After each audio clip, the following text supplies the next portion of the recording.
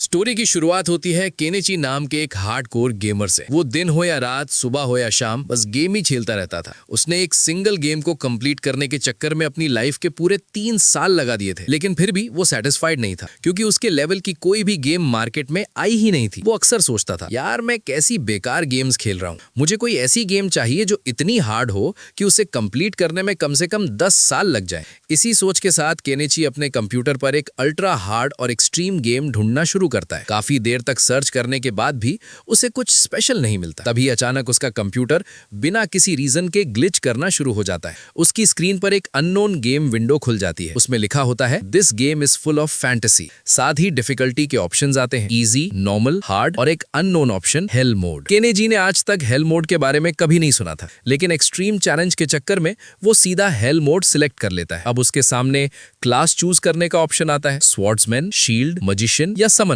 वो जानबूझकर Sumner class choose करता है, क्योंकि उसे लगता है कि इससे गेम और भी ज्यादा डिफिकल्ट हो जाएगी, और वही तो वो चाहता था, एक्सट्रीम डिफिकल्टी। प्योर एक्साइटमेंट और कॉन्फिडेंस के साथ वो एंटर पर क्लिक करता है। अचानक स्क्रीन से तेज लाइटनिंग फ्लैश होती है, सब कुछ व्हाइट हो जाता है। जब केनेची को होश आता है तो वो खुद को एक बिल्कुल नई दुनिया में पाता है, और सबसे शॉकिंग बात, वो अब एक न्यू बॉर्न बेबी बन चुका होता है। उसे समझ ही नहीं आता कि उसके साथ क्या हो रहा है। तभी एक अजीब सा आदमी उसे अपनी गोद में उठाता है। धीरे धीरे उसे पता चलता है कि इस नए वर्ल्ड में उसका नाम एलन है। अब एलन इस वर्ल्ड में रीइंकारनेट हो चुका है। सच कहें तो वो अंदर से खुश भी था। उसकी पुरानी लाइफ कुछ खास नहीं थी। वो 35 साल का अनमैरिड आदमी था, जो बस काम और गेम्स में ही अपनी जिंदगी बर्बाद कर रहा था। न कोई प्रॉपर सोशल लाइफ, न फैमिली बॉन्डिंग, बस स्क्रीन और लोनलीनेस। लेकिन अब उसे एक सेकंड चांस मिल चुका था। टाइम स्किप होता है और अब एलन इस नए वर्ल्ड में 1 साल का हो चुका है। उसके फादर और मदर दोनों ही बहुत अच्छे लोग थे। उसके फादर का नाम रॉन था, जो लगभग 20 साल का था, और उसकी मदर का नाम थेसिया था, जो बहुत ही ब्यूटीफुल और काइंड नेचर की थी। लेकिन प्रॉब्लम ये थी कि हार्डकोर डिफिकल्टी चूज करने के चक्कर में एलन एक ऐसी फैमिली में पैदा हुआ था जो काफी ज्यादा गरीब थी। उनकी लाइफ ऑलरेडी बहुत स्ट्रगल भरी थी। एलन किंगडम के पास एक फ्रंटलाइन विलेज में पैदा हुआ था, ऐसी जगह जहां अक्सर वॉर होती रहती थी। यहाँ के लोगों को किंग को हेवी टैक्स भी देना पड़ता था, लेकिन उनके पास प्रॉपर अर्निंग का कोई स्टेबल सोर्स नहीं था। मतलब जिंदगी पहले से ही मुश्किल थी। फिर भी एलन को अपने पेरेंट्स से सच में बहुत प्यार था। रॉन और थेसिया के बीच भी काफी गहरा प्यार था। एलन अपने मन में सोचता, लगता है वो दिन दूर नहीं जब मुझे एक सिबलिंग भी मिल जाएगा। रात के टाइम उसकी मदर उसे सुलाने के लिए अलग रूम में रख देती थी, ताकि वो आराम से सो सके। लेकिन जैसे ही सब सो जाते, एलन अपना असली काम शुरू करता। एक रात वो अचानक जग जाता है और तुरंत अपने स्टैट्स चेक करने की कोशिश करता है। उसे हर हाल में इस वर्ल्ड में इंसेन और पावरफुल बनना था। वो बार बार अपनी स्टैट्स विंडो ओपन करने की कोशिश करता है, लेकिन कुछ भी नहीं होता। वो फिर ट्राई करता है, फिर भी कोई स्टैट्स विंडो नहीं खुलती। लेकिन इस बार उसके सामने एक अजीब सी चीज हवा में तैरते हुए आती है, एक ग्रिमवार। ये देखकर एलन शॉक हो जाता है। डर और सरप्राइज में वो जोर से चिल्ला देता है। उसकी चीख सुनते ही रॉन और थेसिया तुरंत दौड़ते हुए उसके रूम में आते हैं,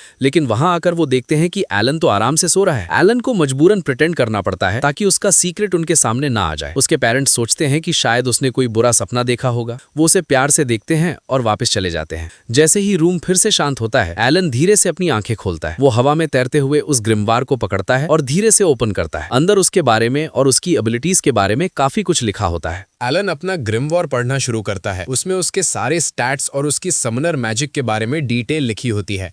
लेकिन प्रॉब्लम ये थी कि एलन अभी सिर्फ 1 साल का बच्चा था, इसलिए उसके पास बहुत कम एमपी यानी माना पॉइंट्स थे। उसे पता चलता है कि अभी वो सिर्फ छोटे इंसेक्ट्स या वीक बीस्ट्स ही समन कर सकता है। एलन बहुत ट्राई करता है किसी इंसेक्ट को समन करने के लिए, लेकिन अपना सारा एमपी खत्म करने के बाद भी कुछ नहीं होता। तभी अचानक उसके ग्रिमवॉर से एक क्राफ्टिंग कार्ड निकलता है, जिसमें एक बड़ा सा ग्रास हॉपर बना होता है। अगली सुबह वो फिर से ट्राई करता है और इस बार सच में एक बड़ा ग्रास हॉपर समन हो जाता है। पहले एलन डर जाता है, फिर एक्साइटेड हो जाता है, लेकिन जब वो ग्रास हॉपर को ऑर्डर्स देता है तो वो उसकी बात नहीं मानता। फिर एलन ग्रिमवॉर चेक करता है और उसमें नई इंफॉर्मेशन मिलती है। फेमिलियर्स उसके स्टैट्स और माना बढ़ा सकते हैं, लेकिन उन्हें नाम देना जरूरी है। एलन ग्रास हॉपर का नाम रखता है डुंका। नाम रखते ही उसके स्टैट्स थोड़े इंक्रीज हो जाते हैं, लेकिन तभी उसकी मदर रूम में आती है और ग्रास हॉपर को देखकर डर जाती है। वो तुरंत उसे कुचल देती है। डुंका खत्म हो जाता है। बाद में एलन प्रैक्टिस करता रहता है और एक और क्रीचर समन करता है, इस बार एक चूहा। वो उसका नाम रखता है माउसी। लेकिन प्रॉब्लम अभी भी सेम थी, ना डुंका जब था और ना ही माउसी दोनों एलन के ऑर्डर्स फॉलो करते हैं। लेकिन मौसी के पास एक अजीब सी एबिलिटी थी, जिसका नाम था स्करी। इस एबिलिटी की हेल्प से वो बहुत ही फास्ट स्पीड से दौड़ सकती थी। मतलब अगर कोई उसे पकड़ने की कोशिश करे तो वो पल भर में गायब। इसी तरह हर रोज एलन अपना ग्रिमवॉर पढ़ने लगा। वो समनिंग मैजिक के बारे में और ज्यादा स्टडी करता था। उसका बस एक ही गोल था, किसी ऐसे क्रीचर क्रीचर को समन करना जो उसके ऑर्डर्स फॉलो करे। वो बार बार ट्राई करता, नए कॉम्बिनेशंस टेस्ट करता, लेकिन अफसोस कोई भी फेमिलियर इसकी बात नहीं मानता। उसी दोपहर हम एलन के फादर रन को देखते हैं जो भागते हुए घर के पास आता है। उसके कपड़ों पर खून लगा होता है। थेसिया टेंशन में आ जाती है, लेकिन रन मुस्कुराकर कहता है, एलन क्या तुम उस मॉन्स्टर को देखना चाहोगे जिसे मैंने मारा है? एलन तुरंत हाँ बोल देता है। रन उसे अपने दोस्तों के पास ले जाता है जहाँ एक बड़ा सा मरा हुआ बोर मॉन्स्टर पड़ा होता है। रास्ते में रन उसे एक और क्रीचर दिखाता है, एल्बन बर्ड, और कहता है, एलन तुम्हें पता है मैंने तुम्हारा नाम भी इन मॉन्स्टर्स के नाम पर रखा है। जैसे ही एलन उस बड़े से बोर मॉन्स्टर को देखता है वो सच में शॉक हो जाता है। वो मॉन्स्टर नॉर्मल जानवर से कई गुना बड़ा था। एलन उसे ध्यान से ऑब्जर्व करता है और इन्फॉर्मेशन एनालाइज करने लगता है। उसे पता चलता है कि बोर मॉन्स्टर्स काफी डेंजरस होते हैं और ज्यादातर सी रैंक कैटेगरी में आते हैं। तभी वहाँ एक आदमी आता है, उसका नाम था जेडा। जेडा एलन को देखकर हैरान हो जाता है। एलन सिर्फ 1 साल का था, लेकिन वो क्लियरली बोल सकता था और चीजों को समझ भी रहा था। जेडा कहता है, मेरी बेटी भी तुम्हारी एज की है, लेकिन वो तो ठीक से बोल भी नहीं पाती। वहाँ मौजूद लोग भी काफी एक्साइटेड थे क्योंकि रन ने अकेला ही इतने बड़े बोर मॉन्स्टर को मार गिराया था। सब लोग रन के लिए चीयर करने लगते हैं। एलन चुपचाप सब देख रहा था और उसके दिमाग में सिर्फ एक ही बात चल रही थी, इस वर्ल्ड में स्ट्रॉन्ग बनना ही पड़ेगा। Time skip. करीब 10 महीने बाद एलन को एक बहुत ही ओपीसी न्यूज मिलती है। उसका समन लेवल फाइनली लेवल 2 हो चुका था। अब उसके पास पहले से ज्यादा मैना पॉइंट्स थे, ज्यादा क्रीचर स्लॉट्स थे और नए क्राफ्टिंग कार्ड्स भी अनलॉक हो चुके थे। मतलब अब वो और पावरफुल क्रीचर्स समन कर सकता था। रात में डिनर के बाद एलन चुपके से अपना ग्रिमवॉर लेकर रूम में चला जाता है। वो सबसे पहले अपने एमपी चेक करता है और इस बार उसका मैना बिल्कुल मैक्स था, लेकिन फिर भी वो डायरेक्टली कोई नया क्रीचर समन नहीं कर पाता। तभी उसकी नजर ग्रिमवॉर के एक नए सेक्शन पर पड़ती है। वहां लिखा था, new magic unlocked, fusion magic. Alan की आंखों में चमक आ जाती है। हेल मोड अब और भी इंटरेस्टिंग होने वाला था। फ्यूजन मैजिक की हेल्प से एलन 2 क्रीचर्स को मिलाकर एक सिंगल पावरफुल क्रीचर बना सकता था। एलन तुरंत इस एबिलिटी को यूज करने की कोशिश करता है, लेकिन वो फेल हो जाता है। रीजन सिंपल था, वो अभी बहुत छोटा था और उसके पास इनफ माना पॉइंट्स भी नहीं थे। वो फ्रस्ट्रेट होकर सोचता है, यार आखिर मैं करूं तो करूं क्या? वो सच में डिसअपॉइंटेड हो चुका था। Time skip. अब एलन 3 साल का हो चुका था। इस दौरान उसके माना पॉइंट्स काफी बढ़ चुके थे। वो फिर से अपना ग्रिमॉयर ओपन करता है और इस बार डिसाइड करता है कि फ्यूजन मैजिक दोबारा ट्राई करेगा। वो फोकस करता है, माना सर्कुलेट करता है और अचानक फ्यूजन कंप्लीट हो जाता है। उसके सामने एक छोटा सा बर्ड समन होता है। एलन उसका नाम रखता है चैपी। चैपी के पास एक यूनिक एबिलिटी थी, वॉइस मिमिक्री, मतलब वो किसी की भी आवाज कॉपी कर सकता था। एलन एक्साइटेड होकर कहता है, ये तो कमाल है, इसकी हेल्प से मैं एनिमीज को इजीली ट्रैप कर सकता हूँ। सिर्फ चैपी ही नहीं, एलन ने 2 और क्रीचर्स समन किए, मोपी जो जमीन के अंदर डीप टनल खोद सकता था, एक फ्रॉग जो बहुत ही हाई जंप्स लगा सकता था। अब धीरे धीरे उसकी मिनी समनर आर्मी रेडी हो रही थी। दोपहर के 3 बज चुके थे। तभी एलन की एक लॉली फ्रेंड कीना वहां आ जाती है उसके साथ खेलने के लिए। दोनों मजाक मजाक में स्वॉर्ड फाइट करने लगते हैं, लेकिन कीना की स्वॉर्ड्समैनशिप स्किल सच में डेंजरस थी। बेचारा एलन कुछ खास नहीं कर पाता और हर बार हार जाता है। शाम के टाइम एलन के पेरेंट्स उसे लेने आ जाते हैं। तब एलन को पता चलता है कि उसकी मदर थेसिया प्रेग्नेंट है। अब वो फार्मिंग का काम नहीं कर सकती। एलन तुरंत सीरियस होकर कहता है, मॉम का पेट काफी बड़ा हो गया है, मैं फार्मिंग में हेल्प करूंगा। लेकिन रन उसके सर पर हाथ रखकर कहता है, तुम अभी सिर्फ एक बच्चे हो, अपना चाइल्डहुड एंजॉय करो, आगे चलकर फार्मिंग तो तुम्हें वैसे भी करनी है। एलन थोड़ा एक्साइटेड भी होता है, लेकिन उसे पेरेंट्स की बात माननी पड़ती है। तभी थेसिया मुस्कुराते हुए कहती है, हमें तुम्हारी अप्रैल सेरेमनी का इंतजार है। एलन कंफ्यूज्ड हो जाता है, अप्रैल सेरेमनी? उसके पेरेंट्स बताते हैं कि इस वर्ल्ड में जब कोई बच्चा 5 साल का होता है तो उस पर एक स्पेशल सेरेमनी होती है। उस सेरेमनी से सबको पता चलता है कि उसका टैलेंट क्या है। रन और थेसिया को पूरा यकीन था एलन उनकी किस्मत बदल देगा। विंटर्स आ चुके थे। एलन फिर भी अपने ग्रिमॉयर के साथ प्रैक्टिस करता रहता है, लेकिन एक दिन अचानक थेसिया रूम में आ जाती है। इस बार एलन जल्दी में डैंका को छुपा नहीं पाता। जैसे ही थेसिया एक बड़ा ग्रास हॉपर देखती है, वो डर के मारे गिर जाती है। रन तुरंत भागते हुए वहां पहुंचता है। कीना भी वहीं मौजूद थी और रन को अचानक एहसास होता है बेबी कभी भी पैदा हो सकता है। एटमॉस्फेयर सडनली टेंस हो जाता है। रन तुरंत सिचुएशन समझ जाता है और करीना से कहता है, जल्दी जाओ, अपनी मदर को बुला कर लाओ। कुछ ही देर बाद जेरेड और उसकी वाइफ मिटिल्डा भी वहां पहुंच जाते हैं। जैसे ही मिटिल्डा रूम में एंटर करती है, वो सब लड़कों को बाहर निकाल देती है। उन्हें डिलीवरी के लिए थोड़ा स्पेस चाहिए था। रात टेंशन में गुजरती है। सुबह होते ही घर के अंदर से एक बच्चे के रोने की आवाज आती है। एलन समझ जाता है इस वर्ल्ड में अब उसका छोटा भाई आ चुका है। रन खुशी के साथ उसका नाम रखता है मार्श। एलन अपने छोटे भाई को देखकर इमोशनल हो जाता है। उसे रियलाइज होता है कि ये दुनिया उसे सच में पसंद आने लगी है। अब उसका एक ही गोल था, अपनी नई फैमिली को एक अच्छी लाइफ देनी है। उन्हें गरीबी से बाहर निकालना है, उन्हें अमीर बनाना है, लेकिन कैसे? ये अभी भी उसके लिए एक बड़ा सवाल था। कुछ सालों बाद एलन फाइनली 5 साल का हो चुका था। आज उसकी अप्रैल सेरेमनी का दिन था। वो अपने फादर रन के साथ सेरेमनी की तरफ बढ़ने लगता है। ये वही दिन था जब सबको पता चलेगा कि एलन के पास कौन सा टैलेंट है। रन रास्ते में एलन से कहता है, बेटा अगर तुम्हारे पास कोई टैलेंट होगा तो आज हमें पता चल जाएगा। हो सकता है तुम्हारी वजह से हम थोड़े अमीर भी बन जाएं, लेकिन याद रखना कंपटीशन बहुत ज्यादा होगा। एलन चुपचाप सुनता रहता है। रास्ते में उन्हें उन्हें करीना और उसके फादर जेरेड मिल जाते हैं। एलन खुश हो जाता है क्योंकि इस वर्ल्ड में करीना ही उसकी इकलौती दोस्त थी। थोड़ी देर बाद वो सब फाइनली सिटी पहुंच जाते हैं। सिटी देखकर एलन को एक और रियलिटी समझ आती है, वो लोग सच में बहुत गरीब थे। बाकी बच्चे एक्सपेंसिव और सुंदर कपड़े पहने हुए थे, सिर्फ एलन और उसके जैसे गांव के लोग सिंपल और पुराने कपड़ों में थे। लोग उन्हें लो क्लास या सर्फ्स कहकर देख रहे थे। उनकी नजरों में साफ था, वो नहीं चाहते थे कि लो क्लास के बच्चे आगे बढ़े। एलन के अंदर एक अजीब सी आग जल उठती है। सब लोग चर्च की तरफ बढ़ते हैं। वहीं पर अप्रैल सेरेमनी होने वाली थी। आखिरकार वो लोग चर्च पहुंच जाते हैं। तभी चर्च के कुछ लोग बाहर आते हैं, वो सबका स्वागत करते हैं और फिर एक प्रीस्ट अनाउंस करता है, आज हम गॉड ऑफ क्रिएशन अलेमिया की कृपा से आपके बच्चों के टैलेंट का पता लगाएंगे। एटमॉस्फेयर सडनली सीरियस हो जाता है। एलन का दिल तेज धड़कने लगता है। हेल मोड का असली टेस्ट अब शुरू होने वाला था। सब लोग प्रीस्ट की बात सुनकर बहुत एक्साइटेड हो चुके थे। एलन को एलेमिया के बारे में पहले से पता था। एलेमिया कोई और नहीं बल्कि इसी गेम का डेवलपर था जिसने ये पूरी फैंटेसी वर्ल्ड क्रिएट की थी। इस वर्ल्ड के लोग उसे गॉड ऑफ क्रिएशन मानते थे। एलन जब चर्च हॉल में एंटर करता है तो उसकी नजर सीधा एक बड़ी सी मूर्ति पर पड़ती है। वो मूर्ति किसी और की नहीं बल्कि एलेमिया की थी। लोगों ने गेम के डेवलपर को सच में एक भगवान की तरह पूजना शुरू कर दिया था। तभी एलन को अचानक याद आता है उसके पिछले जन्म में जो मिस्टीरियस लेटर मिला था वो भी शायद इसी एलेमिया ने भेजा था। एलन के दिल में हल्का सा डाउट और क्यूरियोसिटी दोनों जगह लेते हैं। सेरेमनी स्टार्ट होती है। चर्च का एक मेंबर अनाउंस करता है, हम एक एक करके हर बच्चे को बुलाएंगे। बच्चा जैसे ही इस मैजिकल क्रिस्टल बॉल को टच करेगा उसके मैजिकल एट्रीब्यूट्स और टैलेंट रिवील हो जाएंगे। सबसे पहले बुलाया जाता है पॉलमस, जो विलेज चीफ का बेटा था। वो थोड़ा डरा हुआ था लेकिन फिर भी आगे बढ़ता है। जैसे ही वो क्रिस्टल को टच करता है क्रिस्टल हल्की सी ग्लो करने लगती है। चर्च के लोग अनाउंस करते हैं, इस बच्चे में मर्चेंट का टैलेंट है। पॉलमस के फादर खुशी से झूम उठते हैं। इस वर्ल्ड में टैलेंट होना ही रेयर था। क्रिस्टल टच करते ही उसके स्टैट्स सबको विजिबल हो गए थे। एलन ये सब देखकर बिल्कुल चिल मोड में था। उसे अपने टैलेंट के बारे में पहले ही पता था। Sumner class. वो चुपके से अपना ग्रिमोर निकालकर नोट्स लिखने लगता है लेकिन किसी और को उसका ग्रिमोर दिख ही नहीं रहा था। अगला बच्चा क्रिस्टल को टच करता है लेकिन इस बार क्रिस्टल ग्लो ही नहीं करता, मतलब नो टैलेंट। वो बच्चा रोकर वापस चला जाता है। उसके फादर उसे तसल्ली देते हैं। फिर आती है डोरा की बारी। वो क्रिस्टल को टच करता है। इस बार क्रिस्टल ब्राइट ग्लो करता है। अनाउंसमेंट होता है, इस बच्चे में एक्समैन का टैलेंट है। और सबसे शॉकिंग बात, उसके मैजिकल स्टैट्स ए रैंक थे। ये सुनते ही लोग एक्साइटेड हो जाते हैं। डोरा के फादर प्राउड फील करते हैं। धीरे धीरे सब बच्चों के टैलेंट्स रिवील होने लगते हैं, कुछ खुश कुछ उदास, लेकिन सबका मोमेंट आ रहा था। अब बारी आती है करीना की। वो कॉन्फिडेंस के साथ आगे बढ़ती है।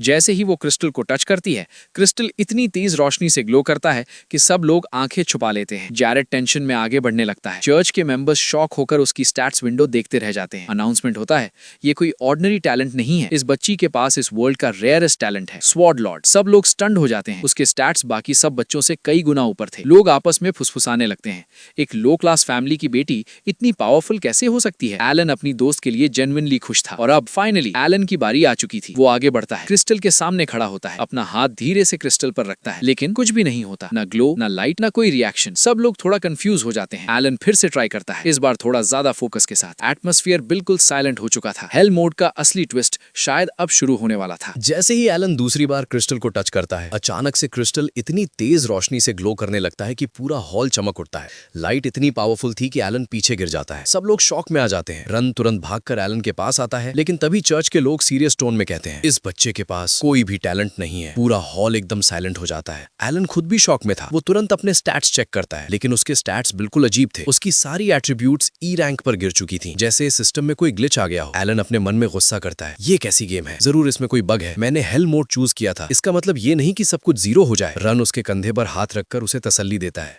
लेकिन एलन के दिमाग में सिर्फ एक ही सवाल था, मेरे साथ हुआ क्या है। वो घर वापस आता है। फैमिली उसे दिलासा देती है लेकिन रात में एलन अकेला बैठकर अपना ग्रिमोर खोलता है। वो सोचता रहता है, शायद हेल मोड का मतलब ये है, मुझे बाकी सबसे ज्यादा मेहनत करनी पड़ेगी, तभी मैं उनके लेवल तक पहुंच पाऊंगा। उसकी आंखों में फिर से डिटर्मिनेशन आ जाता है। अगली सुबह एलन की फैमिली करीना के घर जाती है। वहां उसके सोर्ड लॉर्ड टैलेंट को सेलिब्रेट किया जा रहा था। सब लोग खुश थे। मैटिल्डा ने थोड़ी सी ड्रिंक का भी अरेंजमेंट कर लिया था। सब सेलिब्रेट कर रहे थे लेकिन रन बिल्कुल चुप था। वो जैरेड से कहता है, तुम लोग ही पार्टी करो। एलन को एक पल के लिए लगा, क्या पापा जेलस हो गए हैं, क्योंकि करीना के पास रेयर सोर्ड लॉर्ड टैलेंट था और उसके पास ऑफिशियली कुछ भी नहीं। लेकिन एलन अपने फादर को जानता था। रन ऐसा इंसान नहीं था, जरूर बात कुछ और थी। थोड़ी देर बाद रन और जैरेड के बीच बहस शुरू हो जाती है। बहस इतनी बढ़ जाती है कि दोनों ऑलमोस्ट हाथापाई पर उतर आते हैं। सब लोग शॉक हो जाते हैं। तभी उनकी वाइफ्स आकर दोनों को जोर से डांट कर शांत कर देती हैं। बाद में पता चलता है रन और जैरेड बचपन के बेस्ट फ्रेंड्स थे। उन्होंने मिलकर इस विलेज को एक्सप्लोर किया था, अपने घर भी साथ में बनाए थे। उनकी दोस्ती बहुत पुरानी थी। थी। लेकिन तभी एक आदमी डॉन जेरेड से कहता है, तुम्हारी बेटी के पास सोर्ड लॉर्ड टैलेंट है, वो फ्यूचर में नाइट बन सकती है, शायद नोबल भी, इसलिए तुम्हें अपना वक्त हम जैसे सर्व्स के साथ वेस्ट नहीं करना चाहिए। ये बात हवा में जहर की तरह फैल जाती है, एटमॉस्फेयर हैवी हो जाता है। एलन सब सुन रहा था, उसके अंदर फिर से वही आग जल उठती है। चाहे सिस्टम मुझे ई रैंक दे,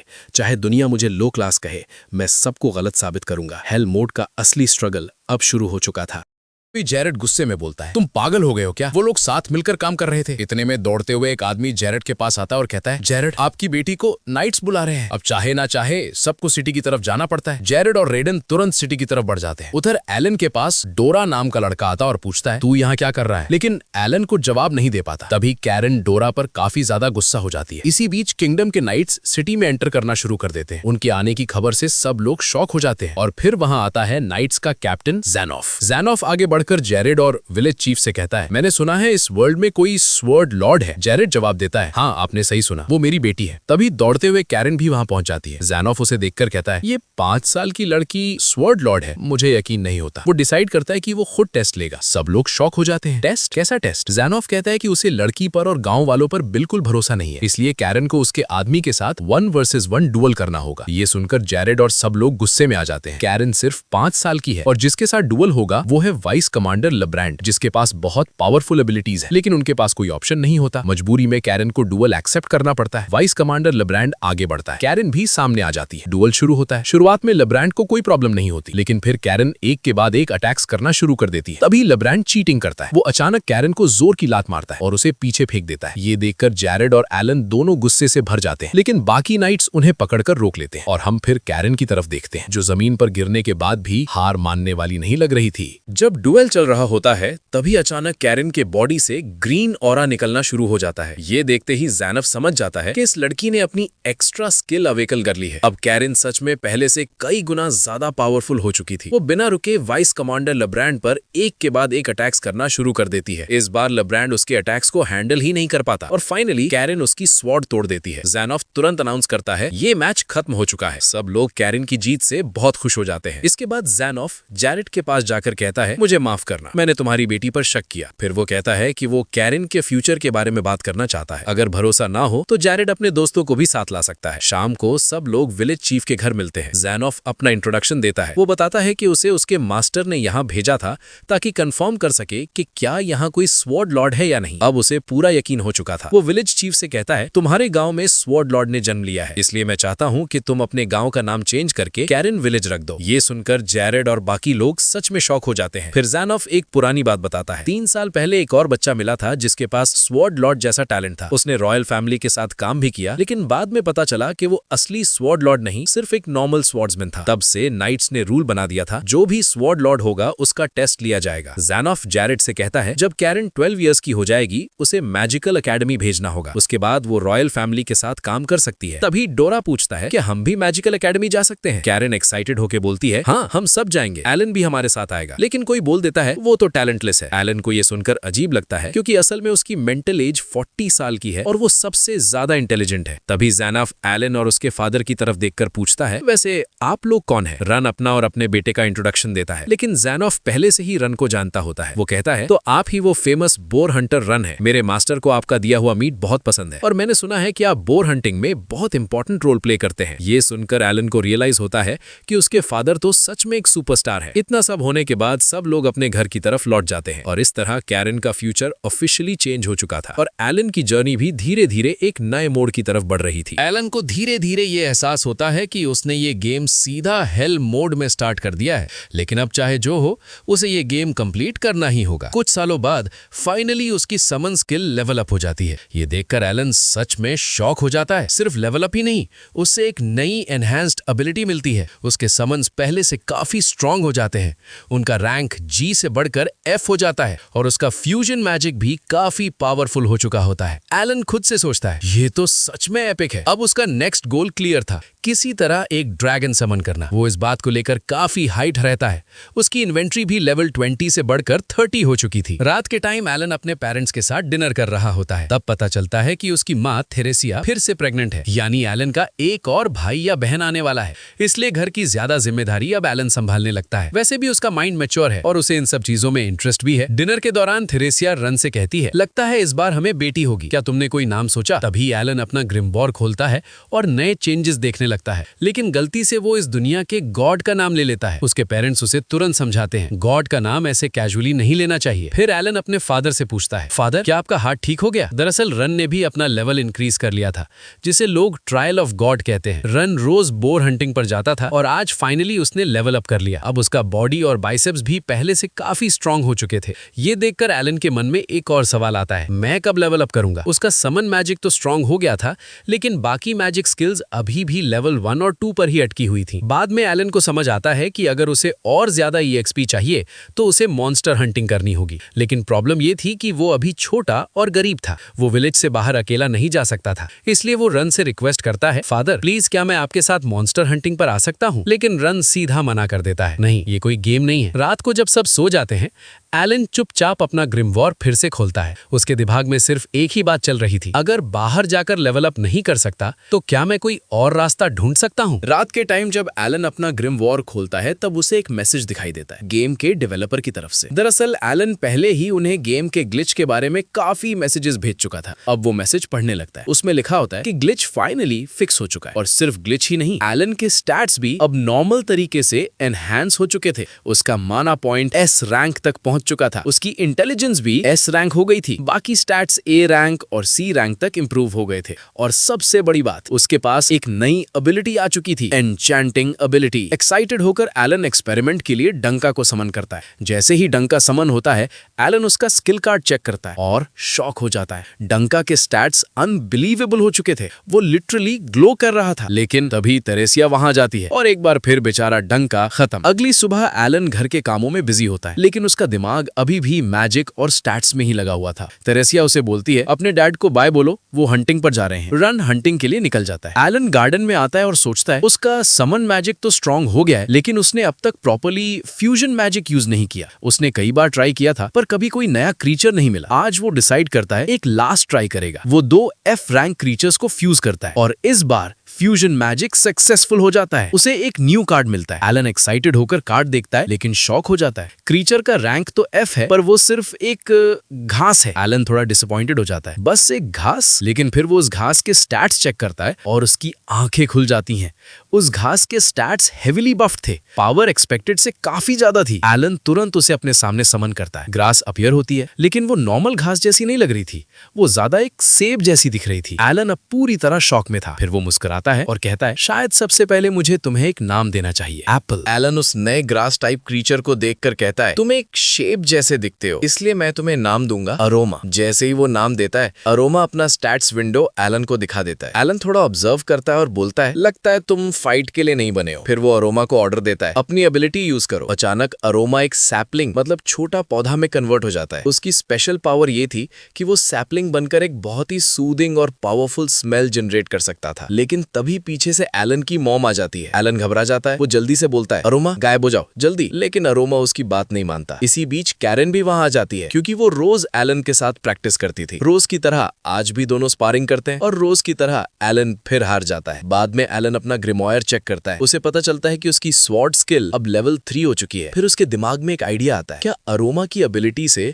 मेरे स्टैट्स पर कोई इफेक्ट पड़ा होगा? वो तुरंत अपने स्टैट्स चेक करता है और तब उसे पता चलता है कि अरोमा की स्मेल की वजह से उसका माना बहुत फास्ट हील हो रहा है। एलन को याद आता है कि उसके पास एक फाइटिंग टाइप क्रीचर भी है, एक वुल्फ, लेकिन वो अभी उतना पावरफुल नहीं था। शाम के टाइम एलन थ्रोइंग प्रैक्टिस करता है। वो बहुत ट्राई करता है, लेकिन उसका लेवल इंक्रीज नहीं होता। ये देखकर वो थोड़ा डीमोटिवेटेड हो जाता है। फिर खुद को मोटिवेट करता है, अगर लेवल अप करना है तो इतना तो सहना ही पड़ेगा। वैसे भी मैंने ये गेम हेल मोड में स्टार्ट किया है। रात को एलन और उसकी मॉम रन का वेट कर रहे होते हैं, लेकिन वो अब तक वापस नहीं आता। तभी बाहर से अजीब सी आवाज आती है। दोनों दौड़कर बाहर जाते हैं और देखते हैं कि जैरेड और गांव के लोग रन को को अपने कंधों पर उठाकर ला रहे हैं। रन बुरी तरह से जख्मी था। जैरेड बताता है कि एक बोर मॉन्स्टर ने उसकी ये हालत कर दी। रन की कंडीशन इतनी खराब थी कि वो खुद चल भी नहीं सकता था। फिर जैरेड बताता है कि उन्हें फॉरेस्ट में एक रेयर म्यूल फ्लावर मिला था और शायद वही इस सब का रीजन था। जैरेड बताता है कि फॉरेस्ट में उन्हें एक रेयर म्यूल फ्लावर मिला था। उसी फ्लावर की हेल्प से रन को हील किया जा सका। वो फ्लावर इतना रेयर होता है कि किसी भी इंसान को सीरियस इंजरी से रिकवर करा सकता है। लेकिन बात यही खत्म नहीं होती। रन के कुछ साथी गुस्से में बोलते हैं ये सब उन कॉमनर्स की गलती है। ये कहकर वो लोग वहां से चले जाते हैं। फिर जैरेड एलन के पास आता है और पूरी सच्चाई बताता है। वो कहता है अगर वो कॉमन लोग हमारे साथ नहीं आते तो मैं और रन आराम से उस बोर मॉन्स्टर को मार देते। एलन पूछता है अंकल आप क्या कहना चाहते हो? जैरेड बताता है कि चीफ टुटन ने उन्हें मिशन दिया था। बोर हंटिंग पर कुछ कॉमनर्स को साथ ले जाना था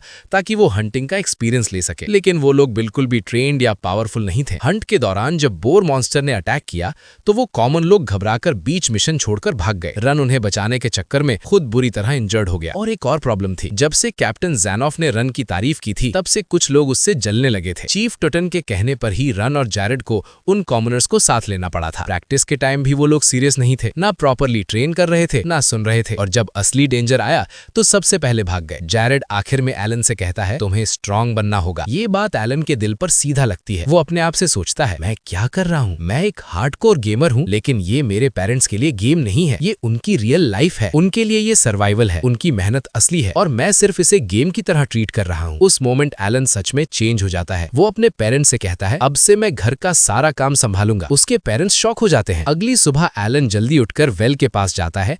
वो पानी भरकर घर लाने लगता है। लोग उसकी स्ट्रेंथ देखकर हैरान हो जाते हैं। किसी को यकीन नहीं होता कि एक छोटा बच्चा इतना स्ट्रांग हो सकता है। फिर वो गार्डन में जाता है विंटर के लिए फूड कलेक्ट करने। वो जैरेड के पास जाता है और जैरेड उससे पोटैटोज हार्वेस्ट करना सिखाता है। एलन एक के बाद एक बहुत सारे पोटैटोज निकाल लेता है। अब वो सिर्फ गेम नहीं खेल रहा था, वो अपनी फैमिली के लिए स्ट्रांग बन रहा था। इतनी हार्वेस्टिंग के बाद भी एलन को लगता है कि विंटर के लिए फूड अभी काफी नहीं है। तभी विलेज चीफ और कुछ लोग रन से माफी मांगने आते हैं। चीफ कहता है रन मुझे माफ कर दो, मुझे अंदाजा नहीं था कि ऐसा हो जाएगा। वो आदमी भी सामने आता है जो हंट के दौरान भाग गया था। वो झुककर कहता है मैं डर गया था, प्लीज मुझे माफ कर दीजिए। रन शांत रहकर कहता है कोई बात नहीं, अगली बार ऐसा मत करना। बाद में रन के दोस्तों का ग्रुप भी आता है और कहता है रन जल्दी ठीक हो जाओ, हम फिर से बोर हंटिंग चलेंगे। ये सब देखकर एलन को फील होता है वो अब सच में बड़ा हो रहा है। अब उसे फैमिली के लिए कुछ करना होगा। वो एक खाली मैदान में जाता है और वहां की सारी घास काट देता है। फिर अपना ग्रिमोवर निकालकर समन मैजिक यूज करता है। इस बार वो लगभग 50 फ्रॉग्स समन कर देता है। प्लान सिंपल था, फ्रॉग्स अपनी आवाज और प्रेजेंस से किसी बड़े क्रीचर को अट्रैक्ट करेंगे। फिर एलन उसे मारकर उसका मीट विंटर के लिए कलेक्ट करेगा। फ्रॉग्स जोर जोर से रिबिट करने लगते हैं, लेकिन काफी देर तक कुछ नहीं होता। फिर अचानक एलन आसमान में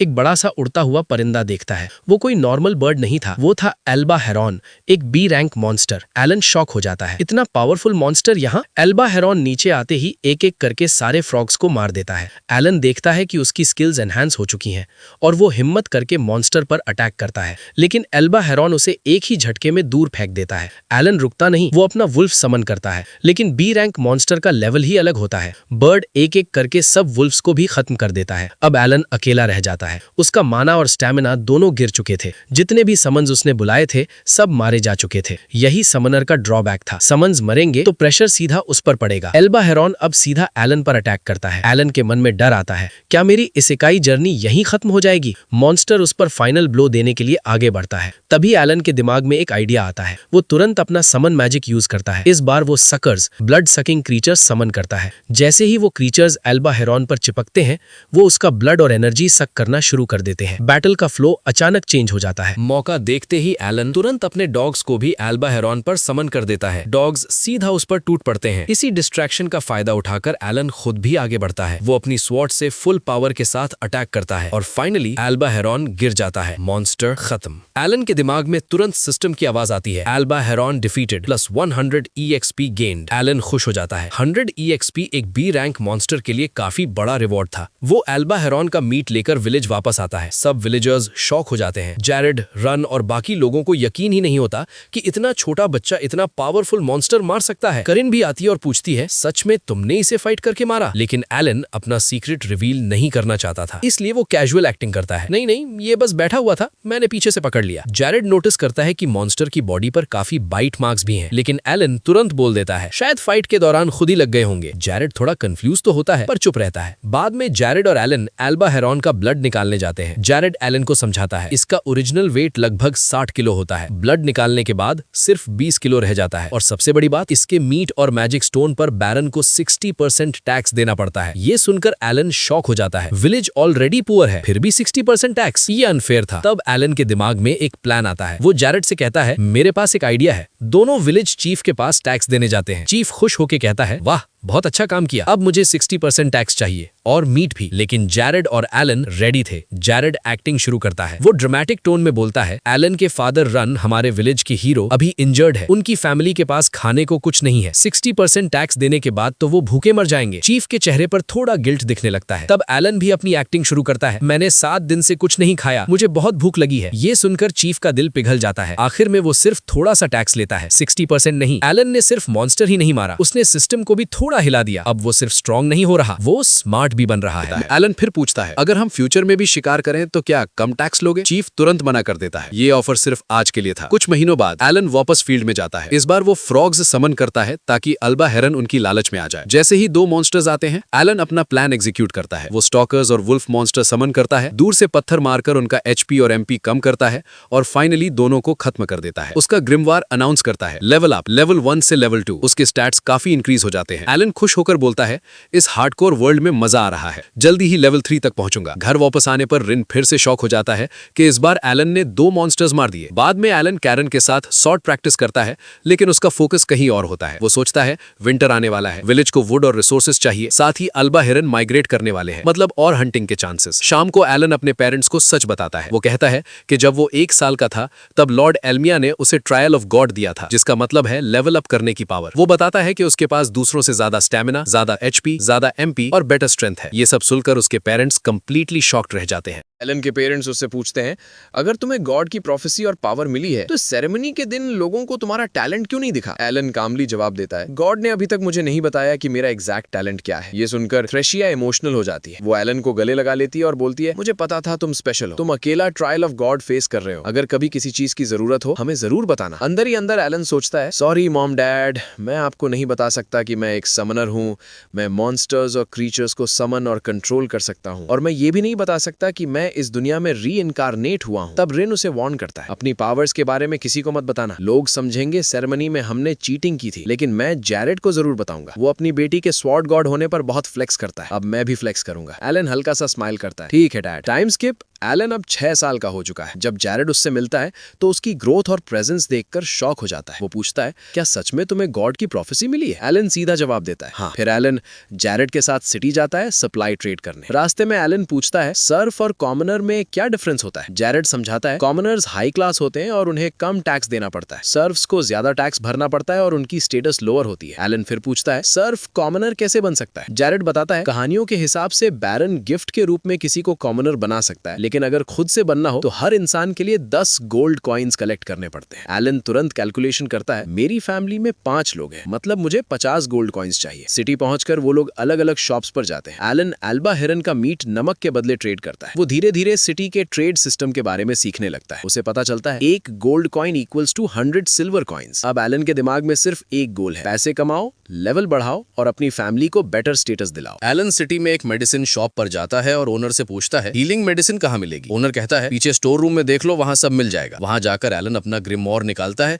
और उसे पता चलता है कि उसकी ग्रिमोर सिर्फ समन ही नहीं बल्कि चीजें ड्रॉ या डिजाइन भी कर सकती है। ये उसके लिए एक नई डिस्कवरी होती है। फिर एलन शॉप ओनर से पूछता है, क्या आपके पास म्यूजिक फ्लावर है? ये सुनते ही ओनर गुस्से में आ जाता है, इवन अगर मेरे पास होता भी मैं तुम्हें डिस्काउंट में कभी नहीं देता। एलन पूछता है, क्या आपको जैरेड से कोई प्रॉब्लम है? क्योंकि 1 महीने पहले उन्होंने यहीं से वो फ्लावर खरीदा था। तब ओनर सच बताता है, उस फ्लावर की असली कीमत 5 गोल्ड कॉइन्स थी, लेकिन एक रात जैरेड मेरे पास मदद मांगते हुए आया, उसकी कंडीशन देखकर मुझे 5 की जगह 3 गोल्ड में देना पड़ा। ये सुनकर एलन समझ जाता है कि उसके फादर की जान बचाने के लिए जैरेड ने सैक्रिफाइस किया था। इसलिए एलन ग्रेटिट्यूड में अल्बा हेरन का मीट ओनर को गिफ्ट कर देता है और कहता है, थैंक यू, आपकी वजह से मेरे फादर बच पाए। ओनर का एटीट्यूड थोड़ा सॉफ्ट हो जाता है। आगे बढ़ते हुए एलन को डोगरा और उसके फादर की शॉप दिखती है। जैसे ही डोगरा एलन को देखता है वो गुस्से में उसे धक्का दे देता है। डोगरा उसे बुली करना शुरू कर देता है। एलन के पास फाइट के अलावा ऑप्शन नहीं बचता। दोनों के बीच फाइट शुरू हो जाती है। पास में पलेमुस भी खड़ा होता है। डोगरा अटैक करता है, लेकिन एलन स्मार्ट मूव करके उसका वेपन हवा में उछाल देता है और कामली बोलता है, देखो मैं जीत गया। डोगरा और ज्यादा गुस्सा हो जाता है। तब एलन उससे कहता है, एक दिन मैं तुम्हारी शॉप पर जरूर आऊंगा, लेकिन ट्रेडिंग के लिए। फिर एलन विलेज वापस चला जाता है। विलेज में रिन धीरे धीरे हील हो रहा होता है। टाइम स्किप, डोगरा और पलेमस भी एलन और कैरन के साथ ट्रेनिंग करना शुरू कर देते हैं। धीरे धीरे राइवलरी फ्रेंडली कंपटीशन में बदलने लगती है। एलन का छोटा भाई मैश भी ट्रेनिंग ज्वाइन कर लेता है। वो एक्साइटेड होकर बोलता है, बड़े भाई मुझे ट्रेनिंग में बहुत मजा आ रहा है। 2 साल बाद मैश की अप्रैल सेरेमनी होने वाली है, जहां सबको उसका टैलेंट पता चलेगा। इस बीच एलन की एक छोटी बहन भी पैदा होती है, मियोला। एक रात ड्रोन और जैरेड घर लौटते हैं, लेकिन दोनों काफी सीरियस और उदास दिख रहे होते हैं। अब सबको बताया जाने वाला है कि आखिर ऐसा क्या हुआ जिस वजह से उनका मूड इतना हैवी है। चीफ ने सबको बुलाकर सीरियस खबर दी। इस बार की बोर हंटिंग में उन्हें कुछ कॉमनर हंटर्स के साथ मिलकर जाना होगा। बैरन को इस बार 10-20 बोर्स का मीट चाहिए और बोर का शिकार कोई मजाक नहीं होता। ये डेंजरस और जानलेवा होता है। अगर टारगेट पूरा नहीं हुआ तो बैरन और सर्व्स को विलेज में शिफ्ट कर देगा। मतलब जमीन कम हो जाएगी, रिसोर्सेज कम हो जाएंगे और उनका जीना और मुश्किल हो जाएगा। सब टेंशन में आ जाते हैं। तब एलन कॉन्फिडेंटली बोलता है, देखिए मेरे पास गॉड का दिया हुआ विजडम है, आप सबको मुझ पर ट्रस्ट करना होगा। जो मैं कहूं वही फॉलो करिए। लोग थोड़ा हेजिटेंट होते हैं, लेकिन आखिर में उसकी बात मान लेते हैं। अगले दिन सब कॉमनर से मिलने जाते हैं। वो लोग पहले से ही गुस्से में होते हैं। एक बोलता है, रिन तुम तो जल्दी हील हो गए। रिन कामली जवाब देता है, हाँ लेकिन काफी टाइम लगा। फिर वो एलन को देखते हैं, क्या ये बच्चा भी हंटिंग पे आएगा? रिन प्राउडली कहता है, हाँ ये मेरा बेटा एलन है और इस बार की स्ट्रैटेजी इसी की होगी। एलन अंदर ही अंदर सोचता है, काश डैड मुझे स्पीयर पकड़ने देते, लेकिन मैं किसी को खतरे में नहीं देखना चाहता। तब एक नया कॉमनर आता है जो पहले के एक्सीडेंट के लिए माफी मांगता है। रिन उसे माफ कर देता है। टीम हंटिंग के लिए निकलती है। रास्ते में एलन की नजर पड़ती है वाइवर्न ड्रैगन माउंटेन पर। पुरानी कहानियों के हिसाब से उस पहाड़ के अंदर एक मैसिव ड्रैगन रहता है। एलन थोड़ा एक्साइटेड हो जाता है, लेकिन बाकी लोग चिल्लाते हैं, ओ एलन इधर आ। फाइनली वो लोग फॉरेस्ट एरिया तक पहुंच जाते हैं जहां शिकार करना है। जैरेड और रिन सबको याद दिलाते हैं, जैसे प्रैक्टिस किया था वैसे ही करना है। सब अपनी पोजीशन ले लो। सब अपनी जगह सेट हो जाते हैं। थोड़ी देर बाद जंगल के अंदर से बोर मॉन्स्टर निकलकर सामने आ जाता है। प्लान के मुताबिक टैंक टीम आगे बढ़कर बोर को रोक लेती है। अटैक टीम यानी रोडन की टीम साइड से स्ट्राइक करना शुरू कर देती है। एलन न्यूबीज को सिग्नल देता है, जाओ अब तुम्हारा वक्त है। न्यू हंटर्स डर के बावजूद आगे बढ़ते हैं। टीम वर्क, कोऑर्डिनेशन और एलन की स्ट्रैटेजी की वजह से वो लोग अपनी लाइफ का पहला बोर मॉन्स्टर सक्सेसफुली डिफीट कर देते हैं। सबके चेहरे पर रिलीफ और एक्साइटमेंट आ जाता है। ये सिर्फ शुरुआत थी, आगे और भी डेंजरस बोर्स उनका इंतजार कर रहे थे। पहला बोर गिरते ही सब लोग खुशी से झूम उठते हैं। न्यूबीज को लग रहा था जैसे उन्होंने ट्रायल ऑफ गॉड क्लियर कर दिया हो। सब ओवर एक्साइटेड थे, लेकिन एलन शांत था। वो साइड में जाकर अपना ग्रिमवार ओपन करता है, ये चेक करने के लिए कि क्या उसके स्टैट्स इंक्रीज हुए या नहीं, लेकिन कुछ भी चेंज नहीं हुआ। रीजन सिंपल था, इस फाइट में एलन ने डायरेक्टली पार्टिसिपेट नहीं किया था। ना उसका लेवल बढ़ा ना स्टैट्स। वो थोड़ा डिसअपॉइंटेड हो जाता है। बाद में सब लोग एक वेल के पास पानी भरने जाते हैं। एलन कुछ हंटर्स से रिक्वेस्ट करता है, प्लीज यार मुझे भी फाइट में पार्टिसिपेट करने दो, क्या आप डैड को समझा सकते हो? सब डर जाते हैं, रिन को कौन समझाए, वो हमें ही मार देगा। तब एलन एक आदमी को साइड में ले जाता है और उसे एल्बा हेरन का मीट दिखाता है। वो कहता है, क्या तुम इसे बुचर कर सकते हो? आदमी हाँ बोल देता है। एलन के दिमाग में कैलकुलेशन चल रहा था, मेरे पेरेंट्स इतना हार्ड वर्क करते हैं, मुझे 50 गोल्ड कॉइन्स कमाने ही पड़ेंगे। अगर विलेज में ही ट्रेड और बुचर का सिस्टम सेट हो जाए तो प्रॉफिट और फास्ट हो सकता है। अगली हंटिंग राउंड में सब फिर फॉरेस्ट में जाते हैं। एलन सोच रहा था, बैरन को इतना मीट क्यों चाहिए, उसके पास शॉर्टेज तो लगती नहीं। तभी एक और बोर मॉन्स्टर आ जाता है। स्ट्रैटेजी फिर वही, बेट टीम पहले उसका अटेंशन लेती है, टैंक टीम उसे रोककर होल्ड करती है, स्ट्राइक टीम हैवी डैमेज देती है और लास्ट में न्यूबीज फिनिशिंग ब्लो देते हैं। सब कुछ परफेक्टली प्लान के मुताबिक होता है और ये पूरी स्ट्रैटेजी एलन की थी। सब लोग खुश हो जाते हैं। इस बार एलन तुरंत अपना ग्रिमोर चेक करता है और इस बार उसके स्टैट्स इंक्रीज हो चुके होते हैं। उसका लेवल 3 अनलॉक हो चुका होता है। रीजन, हंट के स्टार्ट में ही एलन ने अपना समन डंका बुला लिया था। बोर ने उसे सिर्फ 2 सेकंड्स में क्रश कर दिया, लेकिन क्योंकि डंका फाइट में इन्वॉल्व था, एलन को EXP मिल गया। एलन धीरे से बोलता है, सॉरी डंका, थोड़ा गिल्ट थोड़ा ग्रोथ। 3 महीने बाद एलन और कैरन चीफ टैन के घर से ट्रेड करके वापस आ रहे होते हैं। उन्होंने टोटल 15 बोर मास्टर्स का कोटा कंप्लीट कर दिया होता है।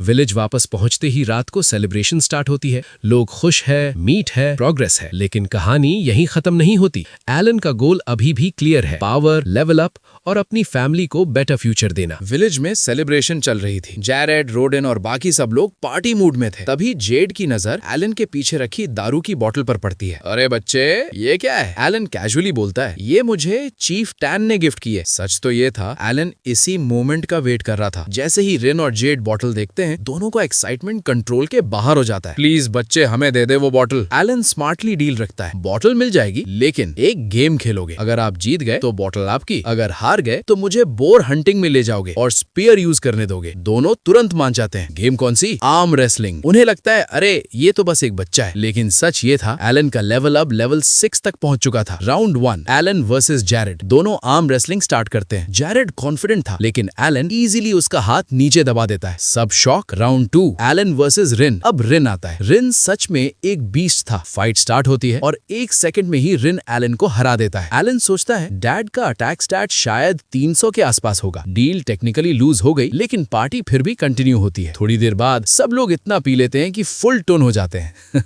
जेड थोड़ा ज्यादा ही बिहेव करने लगता है और मटिल्डा से बदतमीजी कर देता है। मटिल्डा गुस्से में सीधा एक जबरदस्त पंच मार देती है। जेड सीधा डाउन। एलन सोचता है मटिल्डा आंटी के पास तो सी रैंक अटैक स्टैट्स होंगे। Time skip. अब एलन 7 साल का हो चुका है। उसका समनिंग मैजिक लेवल अप हो चुका है। अब उसके पास मल्टीपल ई रैंक समन कार्ड्स हैं। ग्रिमॉयर चेक करने पर पता चलता है स्टोरेज एक्स्ट्रा कार्ड अनलॉक हो चुका है। बफ मैजिक एबिलिटीज मिल चुकी हैं। एमपी और एचपी काफी इंक्रीज हो चुके हैं। इन्वेंट्री अब 10 एक्स्ट्रा कार्ड स्टोर कर सकती है। एलन एक्साइटेड है। अगर मैं ऐसे ही लेवल अप करता रहा और बफ मैजिक मास्टर कर ली तो शायद एक दिन डैड को आर्म रेसलिंग में हरा भी सकता हूँ। फिर वो ग्रिमॉयर के नेक्स्ट पेजेस देखना शुरू करता है और तब एक नई एबिलिटी अनलॉक होती है, स्टोरेज मैजिक। पेज के अंदर एक अजीब सा ब्लैक होल जैसा पोर्टल दिखाई देता है। एलन कंफ्यूज हो जाता है, ये क्या चीज है, इसका यूज क्या होगा? लेकिन उसे फील हो रहा था ये एबिलिटी फ्यूचर में गेम चेंजर साबित हो सकती है। एलन अपने ग्रिमवॉर के पेज पर दिख रहे ब्लैक होल को टेस्ट करने लगता है। वो इसमें मिट्टी, पत्थर, लकड़ी जो मिलता है सब डाल देता है। थोड़ी देर बाद चेक करता है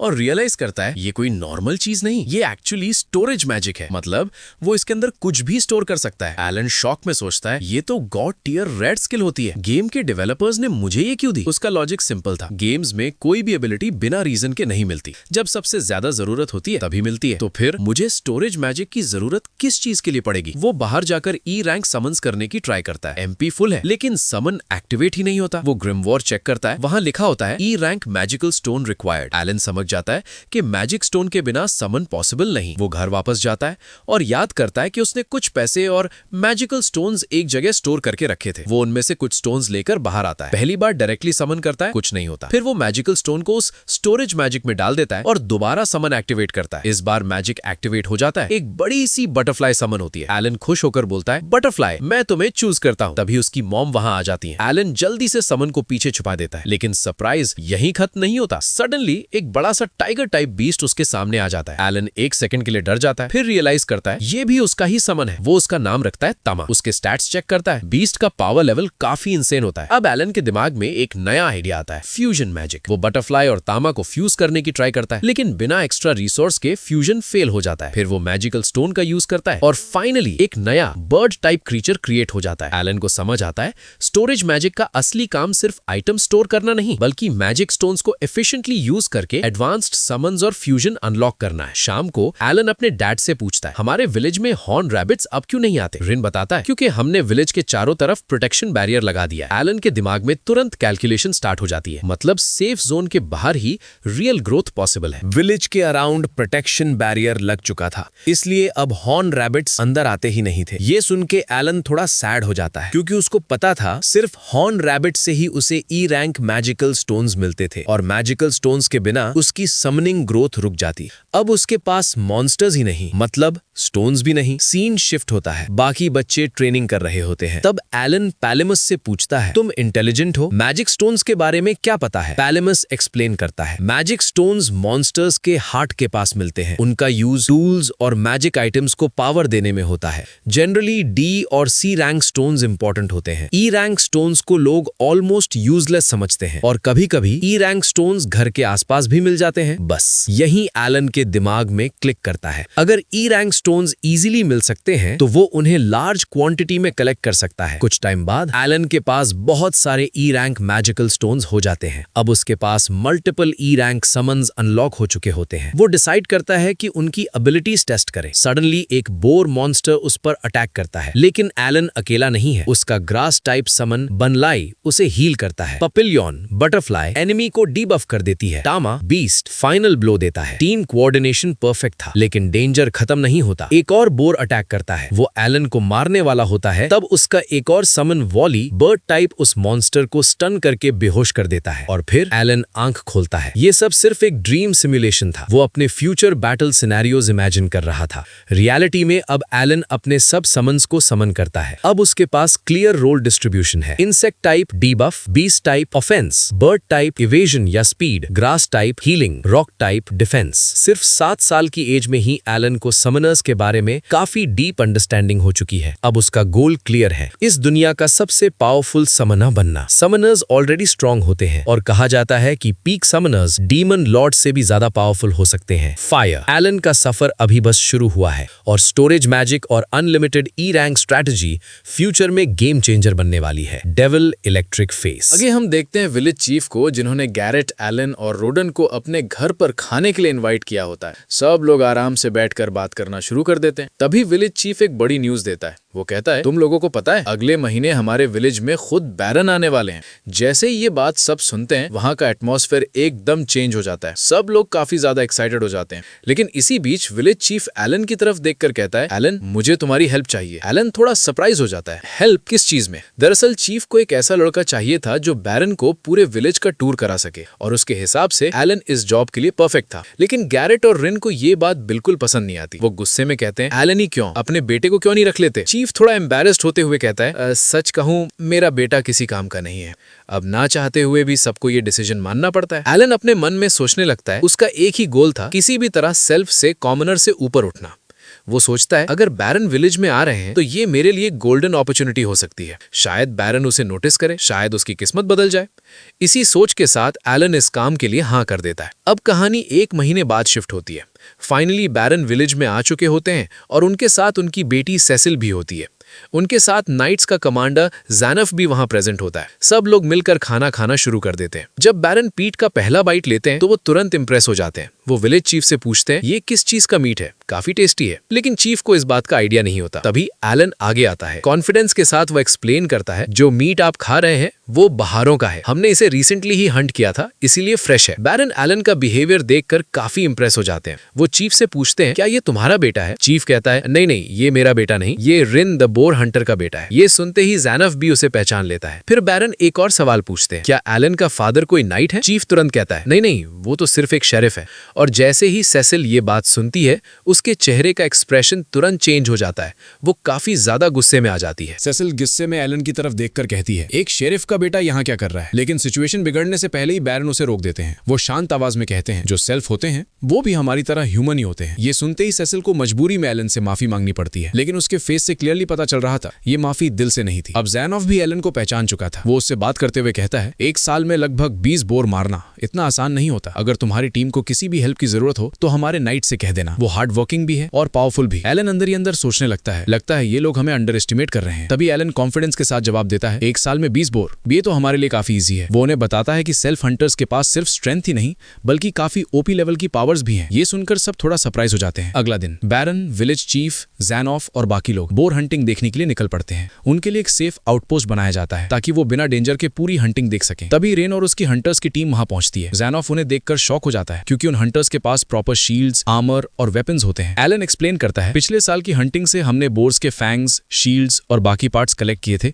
और उन्हीं से ये आर्मर बनाया है। ये देखकर बैरन का एक्साइटमेंट और भी बढ़ जाता है। अब हंटिंग ऑफिशियली शुरू होती है। हंटर्स की एक टीम आगे बढ़ती है और सब लोग दूर से उन्हें ऑब्जर्व कर रहे होते हैं। इसी बीच ज़ैनफ धीरे से एलन के पास आता है और पूछता है, वैसे स्वॉर्ड गॉड कैरन कैसी है? एलन कामली कहता है, वो बिल्कुल ठीक है। ज़ैनफ मुस्कुराते हुए बोलता है, अगली स्प्रिंग मैं उसके पास एक ट्यूटर भेजने वाला हूं ताकि उसका टैलेंट और भी एनहांस हो सके। लेकिन एलन के मन में एक अलग ही थॉट चल रहा था। कैरन को तो पढ़ाई बिल्कुल पसंद नहीं। तभी अचानक एक बड़ा सा बोर्ड सामने आ जाता है। वो सीधा हंटर्स की तरफ चार्ज करता है, लेकिन रिन और उसकी टीम तुरंत शील्ड्स यूज करके उस अटैक को ब्लॉक कर देती हैं। ये देखकर बैरन की आंखें खुल जाती हैं। उसे यकीन ही नहीं होता कि सेल्फ लोग इतने ऑर्गेनाइज्ड और पावरफुल हो सकते हैं और अब असली हंटिंग शुरू होने वाली थी। बैरन ये सब देखकर हैरान रह जाता है। सिर्फ पावर ही नहीं, इन लोगों के पास इतना दिमाग भी है कि ये इतनी ओपी स्ट्रैटेजी क्रिएट कर सकते हैं। अब एलन खुद बैरन को डिटेल में समझाने लगता है, स्ट्राइक टीम क्या होती है, डिफेंस टीम का रोल क्या है और हमारी स्ट्रैटेजी एग्जैक्टली कैसे वर्क करती है। ये सब सुनकर बैरन क्लियरली इंप्रेस हो चुका था। हंटर्स ने बोर मॉन्स्टर को पहले ही ट्रैप कर लिया था। तभी रिन आगे बढ़ता है और एक परफेक्ट स्ट्राइक के साथ बोर की नेक पर अटैक करता है और बस एक ही मूव में वो मॉन्स्टर खत्म हो जाता है। सेसिल तो ये सीन देख ही नहीं पाती। हंटर्स सेलिब्रेशन शुरू कर देते हैं, लेकिन तभी उनके पीछे से और भी बोर मॉन्स्टर्स अटैक कर देते हैं। सिचुएशन डेंजरस हो जाती है। ज़ैनॉफ तुरंत अपने नाइट्स को ऑर्डर देता है, जल्दी जाओ, उनकी हेल्प करो, लेकिन एलन उसे रोक देता है। चिंता की कोई बात नहीं, हमारी टीम ऐसे सिचुएशंस के लिए रेडी रहती है। और सच में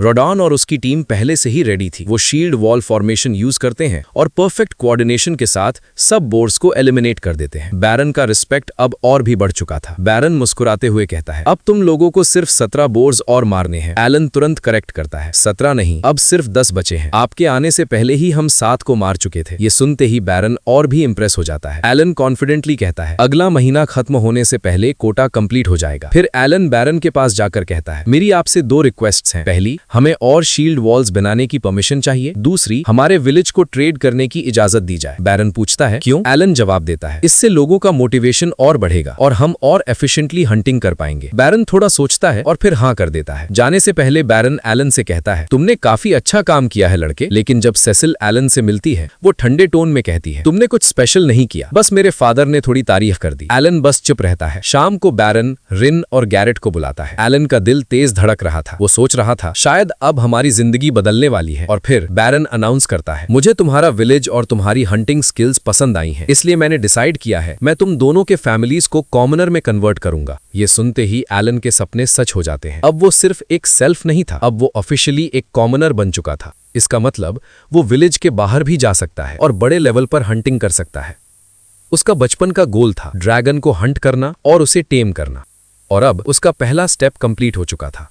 बैरन कहता है, अब मुझे तुम पर पूरा भरोसा है, तुम लोग किंग के लिए बोर मीट कलेक्ट कर लोगे।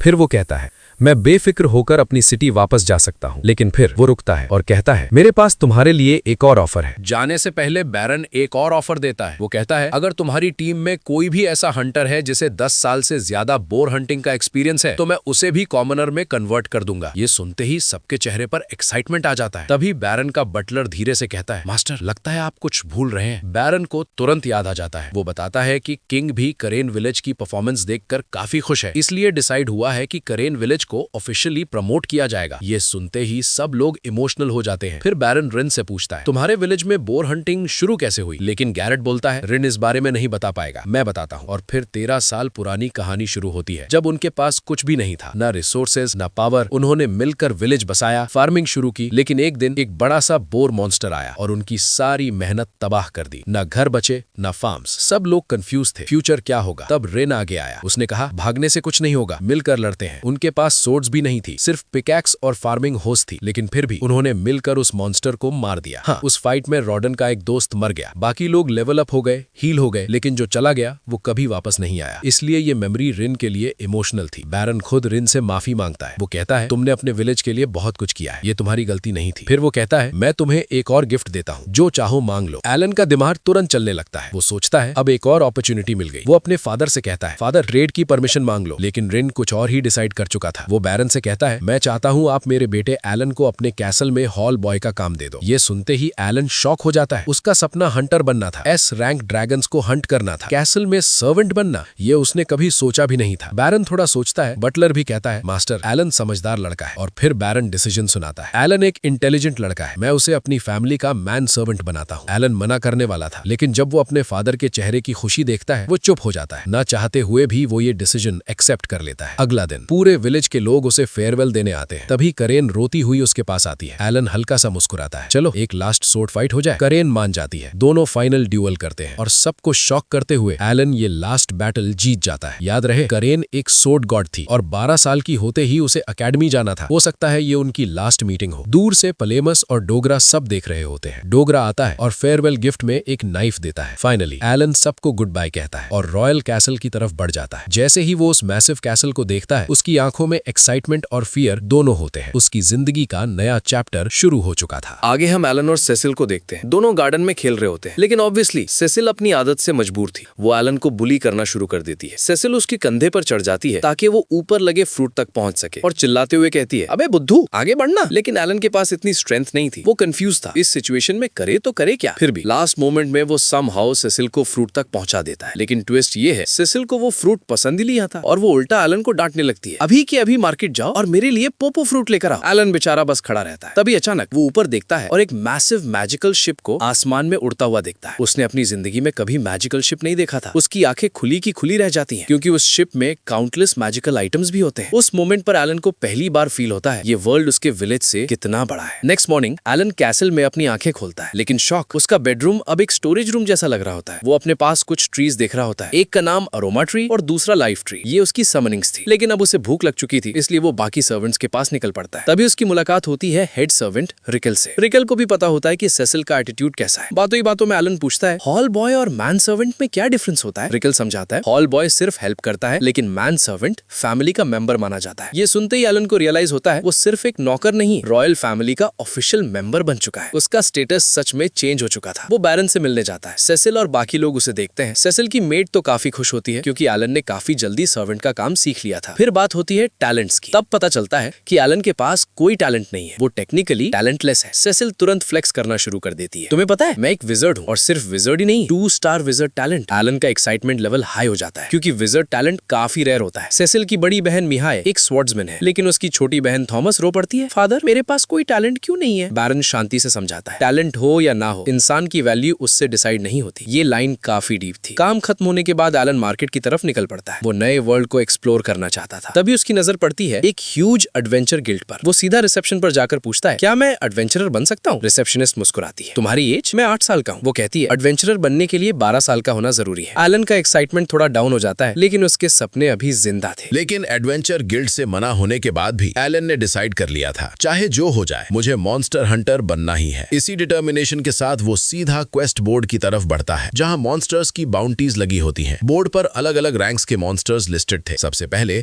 उसकी नजर पड़ती है डी रैंक गॉब्लिन्स और बिग टोड्स पर। थोड़ा और ऊपर देखता है तो सी रैंक ऑर्क मॉन्स्टर्स दिखते हैं। लेकिन एक चीज स्ट्रेंज थी, किसी भी बाउंटी में एग्जैक्ट लोकेशन मेंशन नहीं थी। कंफ्यूज होकर एलन वापस मुड़ने लगता है। तभी उसके पीछे से एक अजीब सा एडवेंचरर खड़ा होता है। उसका नाम था रेवन। एलन सीधा पूछ लेता है इन बाउंटीज में लोकेशन क्यों नहीं होती। रेवन थोड़ा एटीट्यूड में कहता है मैं तुम्हारा टीचर क्यों बन रहा हूँ। वो काफी एरोगेंट था। उसे लगता था एलन सिर्फ एक बच्चा है, लेकिन एलन हार नहीं मानता। वो लगातार सवाल पूछता रहता है। आखिरकार रेवन बोल ही देता है ये मॉन्स्टर्स फिक्स्ड जगह पर नहीं मिलते। हायर रैंक मॉन्स्टर्स अक्सर ड्रैगन माउंटेन्स में मिलते हैं। ड्रैगन माउंटेन्स का नाम सुनते ही एलन के दिल की धड़कन तेज हो जाती है। फिर उसकी नजर पड़ती है एक बी रैंक मॉन्स्टर की बाउंटी पर। नाम था मर्डर ग्लैश। एलन पूछता है क्या इसे किसी ने कभी नहीं मारा। रेवन जवाब देता है नहीं, इसकी स्पीड और स्ट्रेंथ ओपी लेवल की है। फिर एलन की नजर पड़ती है ए रैंक व्हाइट ड्रैगन पर। Reward 1000 gold coins. White dragon जो सिर्फ नाम से ही पावरफुल लग रहा था। रेवन बताता है उस ड्रैगन की केव में मिथरल और भी है, और मिथरल दुनिया का सबसे रेयर मेटल होता है। एलन की आंखों में अब सिर्फ एक ही सपना था, ड्रैगन हंट। लेकिन तभी रेवन के गिल्ड मेंबर्स आ जाते हैं और एलन को वहां से जाना पड़ता है। नेक्स्ट डे एलन कैसल से छुट्टी ले लेता है। उसका प्लान क्लियर था, आज से ट्रेनिंग स्टार्ट। वो एक्साइटमेंट के साथ कैसल गेट की तरफ बढ़ता है, लेकिन रॉयल गार्ड्स उसे रोक लेते हैं। तब एलन अपना रॉयल एनवेलप दिखाता है और तुरंत गार्ड्स का एटीट्यूड चेंज हो जाता है। वो रिस्पेक्टफुली गेट खोल देते हैं। अब एलन ऑफिशियली कैसल के बाहर था। उसके सामने ओपन वर्ल्ड, डेंजरस मॉन्स्टर्स और एक नया एडवेंचर। अब एलन ऑफिशियली फॉरेस्ट की तरफ बढ़ चुका था। उसका गोल क्लियर था, मॉन्स्टर हंट करना, लेवल अप करना और अपनी पावर को एनहांस करना। फॉरेस्ट के अंदर पहुंचते ही वो सबसे पहले अपना इंटेलिजेंट समन कार्ड यूज करता है, हॉकिंस। हॉकिंस एक एक्सट्रीमली इंटेलिजेंट समन था। एलन कमांड देता है आगे जाओ और चेक करो आसपास कोई मॉन्स्टर है या नहीं। सिर्फ एक नहीं, वो मल्टीपल हॉकिंस को समन करके अलग अलग डायरेक्शंस में भेज देता है। ये थी उसकी स्मार्ट स्ट्रैटेजी। फिर वो एक और समन करता है, गीता माँ। लेकिन गीता माँ थोड़ा लो इंटेलिजेंस टाइप था। वो एलन की कमांड्स प्रॉपर्ली समझ नहीं पाता। एलन अपने ग्रीमोर से एक नाइफ निकालता है। वो रेडी था अटैक के लिए। तभी हॉकिंस वापस आता है। सिग्नल क्लियर था, nearby monster spotted. Alan तुरंत हॉकिंस के पीछे भागता है और वहां उसे गॉब्लिन्स का ग्रुप दिखाई देता है। गॉब्लिन्स भी उसे देख लेते हैं, लेकिन एलन ऑलरेडी प्रिपेयर्ड था। वो तुरंत थॉमस को समन करता है। एक शेर नहीं, सीधा 10 लायन समन कर देता है। एक ही मूवमेंट में सब लायंस गॉब्लिन्स पर टूट पड़ते हैं और कुछ ही सेकंड्स में सारे गॉब्लिन्स एलिमिनेट हो जाते हैं। एलन आगे बढ़ता है और उनकी बॉडी से जेम स्टोन्स कलेक्ट करता है। वो जेम्स को अपने ग्रिमोर में स्टोर कर देता है। इन जेम्स की हेल्प से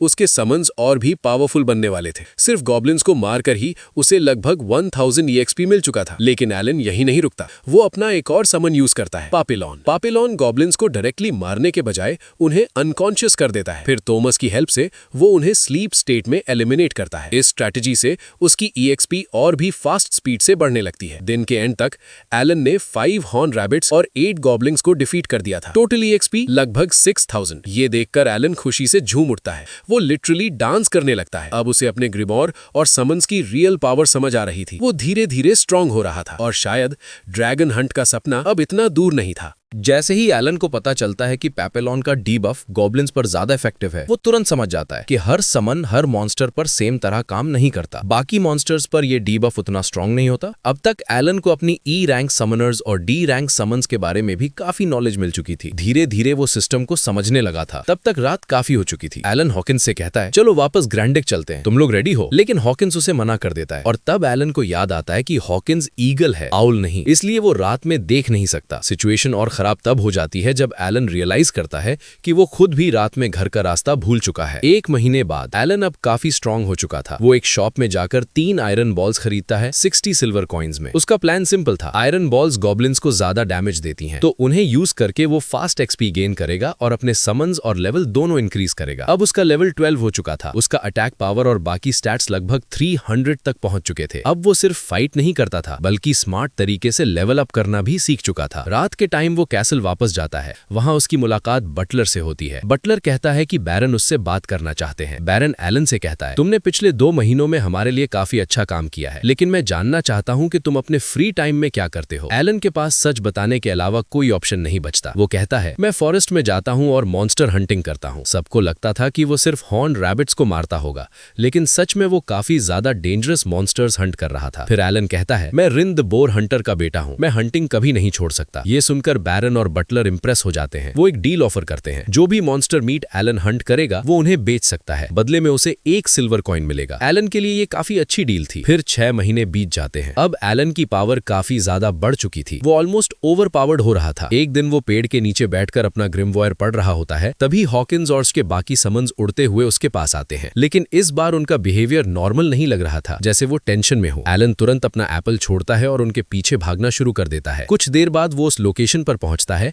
जहां कुछ गॉब्लिन मॉन्स्टर्स ने एडवेंचरर गिल्ड पर अटैक कर दिया था। वहीं रेवन, जिससे एलन पहले मिल चुका था, बुरी तरह इंजर्ड था। गिल्ड के मेंबर्स के पास इतनी पावर नहीं थी कि वो अकेला उन गॉब्लिन्स को डिफीट कर सके, और यहीं से सिचुएशन सीरियस हो जाती है। सिचुएशन सीरियस थी, इसलिए चाहते हुए भी एलन को अपनी आयरन बॉल्स यूज करनी पड़ती हैं। गिल्ड के सब लोग उसे देखकर शॉक हो जाते हैं। उन्हें समझ ही नहीं आ रहा था कि इतना छोटा लड़का यहाँ क्या कर रहा है। एलन को भी ये रियलाइज हो जाता है कि वो इन लोगों के सामने अपना समनिंग मैजिक यूज नहीं कर सकता। अगर उसने मैजिक दिखाया तो सब कुछ एक्सपोज हो जाएगा। इसलिए वो अपना नाइफ निकालता है और सीधा गॉब्लिन मॉन्स्टर्स की तरफ बढ़ने लगता है। अब उसका लेवल 12 हो चुका था। उसका अटैक पावर और एजिलिटी दोनों लगभग 300 तक पहुंच चुके थे। इसी वजह से वो एक के बाद एक गॉब्लिन्स को खत्म कर देता है। लेकिन तब तक रेवन की हेल्थ काफी ज्यादा डाउन हो चुकी थी। लोग सोच रहे थे शायद वो ट्रायल ऑफ गॉड पास नहीं कर पाया। एलन तुरंत उसके पास जाता है। वो अपने ग्रीम वॉयर से लीफ ऑफ लाइफ निकालता है और उसे रेवन पर यूज कर देता है। अगले ही पल रेवन कंप्लीटली हील हो जाता है। सब लोग अपनी आंखों पर विश्वास नहीं कर पा रहे थे। इतनी ओवर पावर्ड मैजिकल आइटम किसी के पास कैसे हो सकती है। एलन जाने लगता है। रेवन उसे रोकता है और कहता है, तुमने मेरी जान बचाई है, मैं तुम्हारे लिए क्या कर सकता हूँ। एलन सिंपल जवाब देता है, बस मेरे बारे में किसी को कुछ मत बताना, और क्या तुम मेरे लिए ई रैंक से कुछ जेमस्टोन्स कलेक्ट कर सकते हो। रेवन तुरंत मान जाता है। उसके बाद सब अपने अपने रास्ते निकल जाते हैं। धीरे धीरे एलन को अपनी ग्रीम वॉयर और अपने मैजिक के बारे में और भी नए सीक्रेट्स पता चलने लगते हैं। वो हॉकिंस को समन करता है और पूछता है, हॉकिंस, तुमने पिछली बार मेरा ऑर्डर फॉलो क्यों नहीं किया। पिछली बार एलन ने उसे ऑर्डर दिया था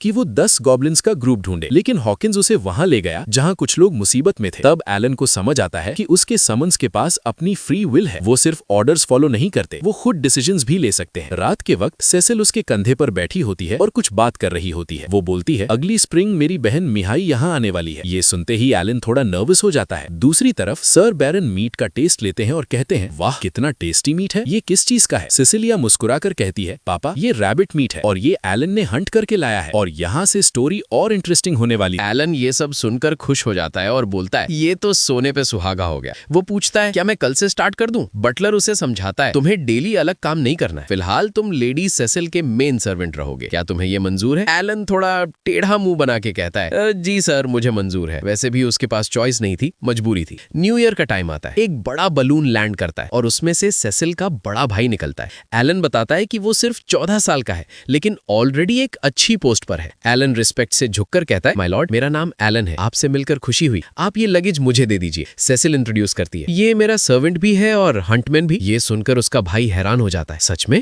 तुम में काफी टैलेंट है एलन। फिर वो सेसिल को एक गिफ्ट देता है, एक खूबसूरत बटरफ्लाई ऑर्नामेंट, एक तरह का मॉन्यूमेंट। लेडी सेसिल बहुत खुश हो जाती है और अपने भाई के साथ अंदर चली जाती है। एलन उन्हें देखते हुए अपने माँ बाप और भाई बहन को याद करने लगता है। कुछ दिन बाद एलन एक रूस्टर मॉन्स्टर और एक फ्रॉग मॉन्स्टर हंट करके लाता है। शेफ काफी खुश होता है क्योंकि ये मीट खाने का टेस्ट और भी लाजवाब बना देगा। तब हेड सर्वेंट एलन से कहता है आज मास्टर मिहाय और सर जेनॉफ की ड्यूअल हो रही है। मिहाय और जेनॉफ की ड्यूअल शुरू होती है, दोनों एक दूसरे को रिस्पेक्ट के साथ फाइट कर रहे होते हैं। तब वहां एलन आ जाता है। मिहाय देख लेता है कि एलन ने मॉन्स्टर हंटिंग की है, वो भी उसके साथ एक मैच करना चाहता है। बैरन और जेनॉफ सब देख रहे होते हैं लेकिन वो कुछ बोल नहीं सकते। जेनॉफ सिग्नल देता है और मैच स्टार्ट हो जाता है। दोनों एक दूसरे को इक्वल टक्कर दे रहे होते हैं लेकिन धीरे धीरे मिहाय थोड़ा हैवी पड़ने लगता है। एलन भी कम नहीं था, वो मिहाय की स्पीड समझकर उससे बराबरी की फाइट दे रहा था। लेडी सेसिल थोड़ी टेंशन में आ जाती है। तब जेनॉफ कहता है माय लेडी चिंता मत कीजिए, मास्टर मिहाय ने एकेडमी सिटी में 1 साल तक स्वॉट ट्रेनिंग ली है,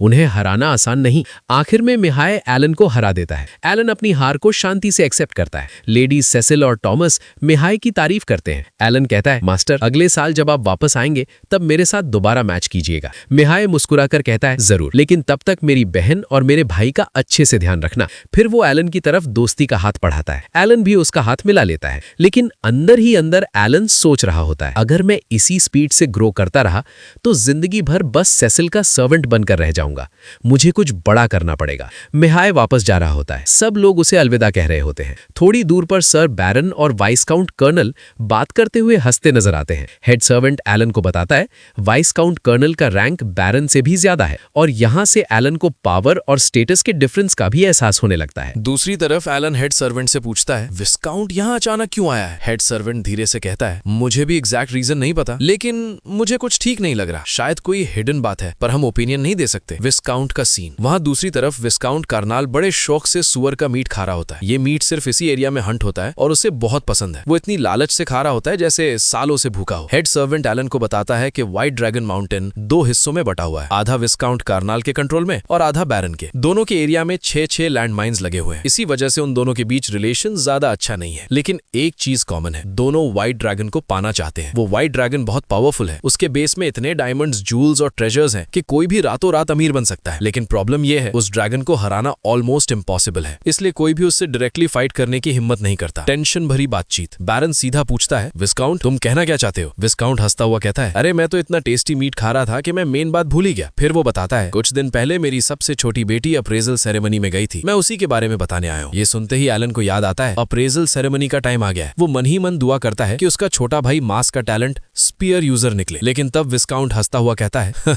वो टैलेंटलेस निकली, मेरी बेटी के पास कोई टैलेंट नहीं। उसका रिएक्शन देखकर एलन कंफ्यूज हो जाता है, ये हंस क्यों रहा है? तब विस्काउंट टंज मारते हुए कहता है कितनी अजीब बात है ना, तुम्हारे 2 बेटे टैलेंटेड हैं और एक बिल्कुल टैलेंटलेस। ये सुनते ही बैरन गुस्से में आ जाता है, इस बात का कोई मतलब नहीं है, ये बेकार की बातें मत करो। एलन को समझ आ जाता है कि यहाँ भी कंपटीशन और स्टेटस का गेम चल रहा है, चाहे किसान हो या लॉर्ड, सब अपनी इज्जत और पावर के लिए लड़ते हैं। थोड़ी देर बाद विस्काउंट अपनी घोड़ा गाड़ी में बैठकर वहां से चला जाता है। 1 साल बीत जाता है। एलन अब 9 साल का हो चुका है। वो गिल्ड मेंबर्स की टीम के साथ बात कर रहा होता है, वही लोग जिनकी जान उसने बचाई थी। अब उनकी एलन से अच्छी दोस्ती हो चुकी थी। एलन सीरियस टोन में कहता है अब वक्त आ गया है कुछ अलग करने का, सब उसकी तरफ देखते हैं। फिर वो बोलता है हम 10,000 गॉब्लिन्स की हंटिंग करेंगे। ये सुनकर सब शॉक हो जाते हैं और यहाँ से एलन का नेक्स्ट क्रेजी प्लान स्टार्ट होता है। परफेक्ट। टीम का लीडर शॉक होकर कहता है तुम्हें पता भी है तुम क्या बोल रहे हो? 10,000 गॉब्लिन्स कोई मजाक नहीं है। एलन कॉन्फिडेंट टोन में जवाब देता है बॉस अगर ट्राई ही नहीं करेंगे तो हमें कभी पता नहीं चलेगा कि हम क्या कर सकते हैं, और रिस्क है तो इश्क है। ये लाइन सबको पसंद आ जाती है, टीम मोटिवेट हो जाती है। अब सब मिलकर एलन की नई हंटिंग आउटफिट डिसाइड करते हैं, क्योंकि अगर कुछ बड़ा करना है तो प्रॉपर टूल्स और प्रिपरेशन भी चाहिए। Dangerous encounter. एलन खुशी में हंटिंग के लिए निकल पड़ता है। तभी उसे एक बहुत बड़ा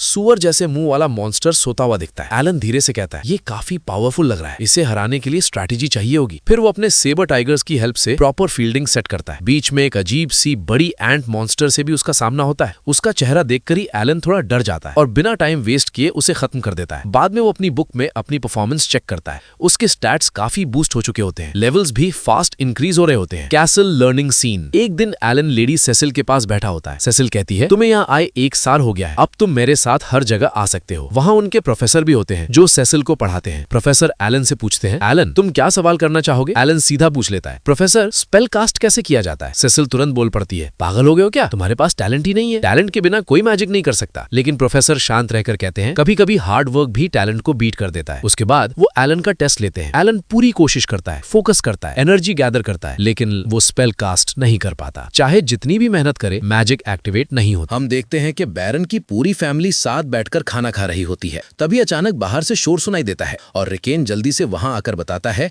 कि एक बड़ी प्रॉब्लम हो गई है। असल में मर्डर ग्लैश नाम का मॉन्स्टर उनकी सिटी की तरफ बढ़ रहा होता है। ये सुनते ही वहां मौजूद सभी लोग शॉक हो जाते हैं। तभी पता चलता है कि जेनोफ अपने नाइट्स के साथ मॉन्स्टर हंट पर गया हुआ है और वो 2 दिनों तक वापस नहीं आएगा। ये सुनकर बैरन तुरंत साइबर्स को ऑर्डर देता है कि एडवेंचरर गिल्ड से बात करके सिटीजन्स को इवैक्यूएट करवाओ और सिटी की प्रोटेक्शन का इंतजाम करो। तभी एलेन आगे बढ़कर कहता है कि वो भी उस मॉन्स्टर को रोकने में सबकी मदद करेगा। लेकिन ये सुनकर सिसिल उससे रोकते हुए कहती है कि तुम मेरे मैन सर्वेंट हो, इसलिए अपनी पोस्ट ऐसे नहीं छोड़ सकते। इस पर एलेन जवाब देता है कि वो सिर्फ मैन सर्वेंट ही नहीं बल्कि ग्रैंडवेल फैमिली का हंसमैन भी है। इसके बाद अगले सीन में पूरा टाउन अफरा तफरी से भरा हुआ दिखाई देता है। हर जगह भगदड़ मची होती है और लोग अपनी जान बचाने के लिए भाग रहे होते हैं।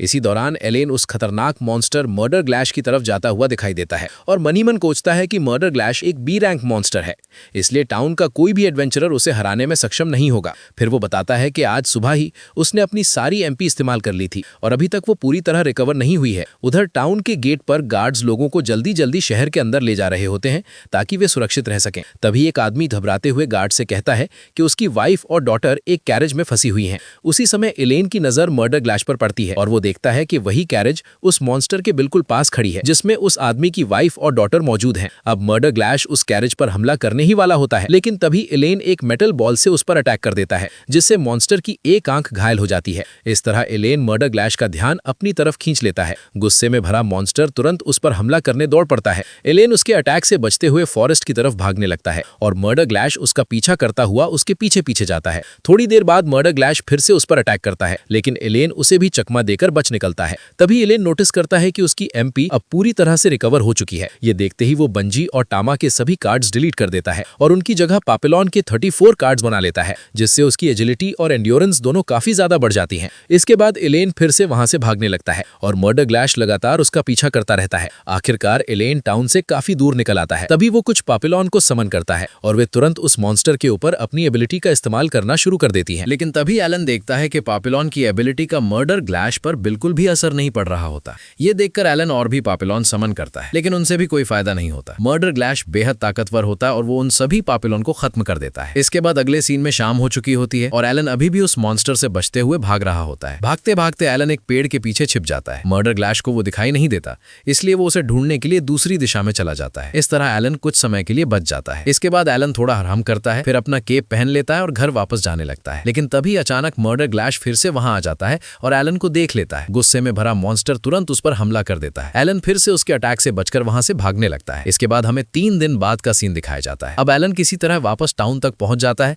लेकिन उसकी हालत बहुत ज्यादा खराब हो चुकी होती है और वो वहीं बेहोश होकर गिर जाता है। अगले सीन में हम देखते हैं कि एलन की आंख खुलती है। वो एक कमरे में होता है जहां सेबस और सिसिल उसके पास मौजूद होते हैं। एलन को होश में आता देख सिसिल काफी खुश हो जाती है। फिर सेबस एलन से कहता है कि लगता है अब तुम ठीक हो और उससे पूछता है कि क्या तुम्हें याद है कि क्या हुआ था। एलन बताता है कि मर्डर ग्लैश 3 दिनों तक उसका पीछा करता रहा और किसी तरह वो बचते बचाते वापस सिटी तक पहुंच पाया। सेबस उससे कहता है कि तुम्हें ये सारी बात बैरन को रिपोर्ट करनी होगी। इसके बाद अगले सीन में एलन बैरन को पूरी घटना की डिटेल्स बता देता है। उसकी बहादुरी को देखते हुए बैरन उसे इनाम देते हैं। ग्रैंडवेल फैमिली की तरफ से उसे 10 गोल्ड कॉइन मिलते हैं और इसके अलावा उस फैमिली की तरफ से भी 10 गोल्ड कॉइन मिलते हैं जिनकी वाइफ और डॉटर को एलन ने मर्डर ग्लैश से बचाया था। एलन उन्हें थैंक यू कहता है और इस रिवॉर्ड से वो काफी खुश हो जाता है क्योंकि अब वो मिथ्रिल की स्वॉर्ड खरीद सकता है। इसके बाद अगले सीन में हम देखते हैं कि एलन के पास अब मिथ्रिल की स्वॉर्ड स्वॉर्ड आ चुकी होती है। उसकी ताकत का अंदाजा इसी से लगाया जा सकता है कि एलन उस स्वॉर्ड से आसानी से एक आर्मर्ड एंट का पैर काट देता है। फिर हमें पता चलता है कि एलन ने ये मिथ्रिल स्वॉर्ड 25 गोल्ड कॉइन में खरीदी है। इसके बाद एलन उस आर्मर्ड एंट का मैजिक स्टोन निकाल लेता है। अब एलन एक एक्सपेरिमेंट शुरू करता है। वो 3 हॉकिंस को समन करता है, फिर उनमें से एक हॉकिंस को दूर भेज देता है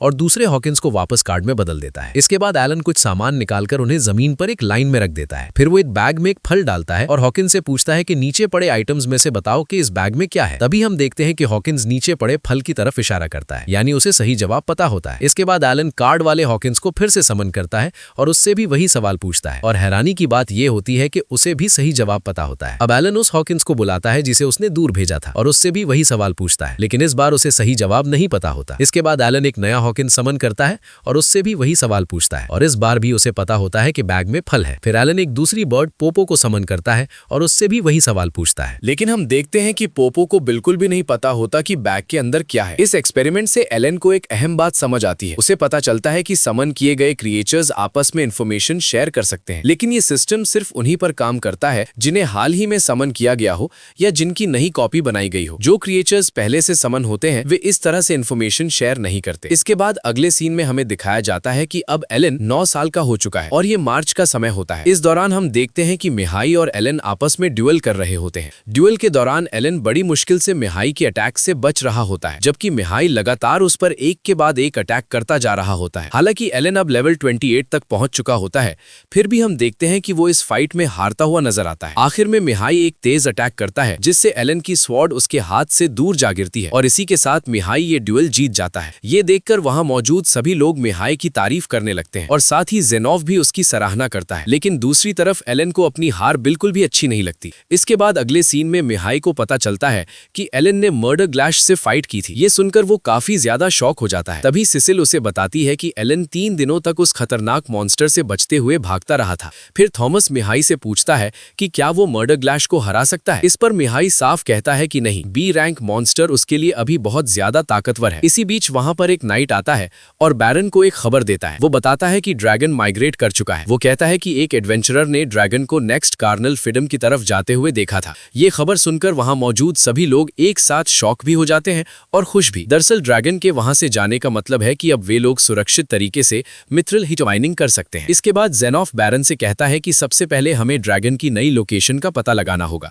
उसके बाद वो अपने नाइट्स को 4 माइनिंग साइट्स पर भेजेगा। तभी मिहाई जेनोफ से कहता है कि ऐसा करने के लिए सिटी और माइंस के बीच मौजूद सभी मॉन्स्टर्स को खत्म करना होगा और फिर वो पूछता है कि क्या वो भी इस मिशन में उनकी मदद कर सकता है, लेकिन जेनोफ उसे मना कर देता है। वो कहता है कि अगर ड्रैगन अचानक वापस आ गया तो बहुत बड़ी समस्या हो सकती है। इसके अलावा माउंटेन्स में हाई रैंक गॉब्लिन और ऑर्क्स भी रहते हैं, इसलिए वहां की सिचुएशन समझने में ही कई महीने लग सकते हैं। इसके बाद एलन मनी मन सोचता है कि अगर नाइट्स ने मॉन्स्टर्स को क्लीन करना शुरू कर दिया तो वो एक्सपी गेन करने का मौका खो देगा। इसलिए वो फैसला करता है कि उसे जल्द ही कोई प्लान बनाना होगा। अगले सीन में हम देखते हैं कि एलन फॉरेस्ट में आता है और वो वहां कुछ नए एक्सपेरिमेंट करने के लिए आया होता है। यहीं हमें पता चलता है कि एलन की समन और फ्यूज स्किल अब लेवल 5 पर पहुंच चुकी है, जबकि उसकी एक्सपेंशन स्किल लेवल 4 की हो गई है। इसके अलावा उसे एक नई स्किल शेयर भी मिल चुकी होती है। फिर एलन नोटिस करता है कि एक्सपेंशन स्किल के लेवल अप होने की वजह से अब वो अपनी इन्वेंट्री में 50 कार्ड्स तक स्टोर कर सकता है। ये देखकर एलन काफी एक्साइटेड हो जाता है और नई शेयर स्किल को टेस्ट करने का फैसला करता है। इसके बाद वो एक हॉकिंस को समन करता है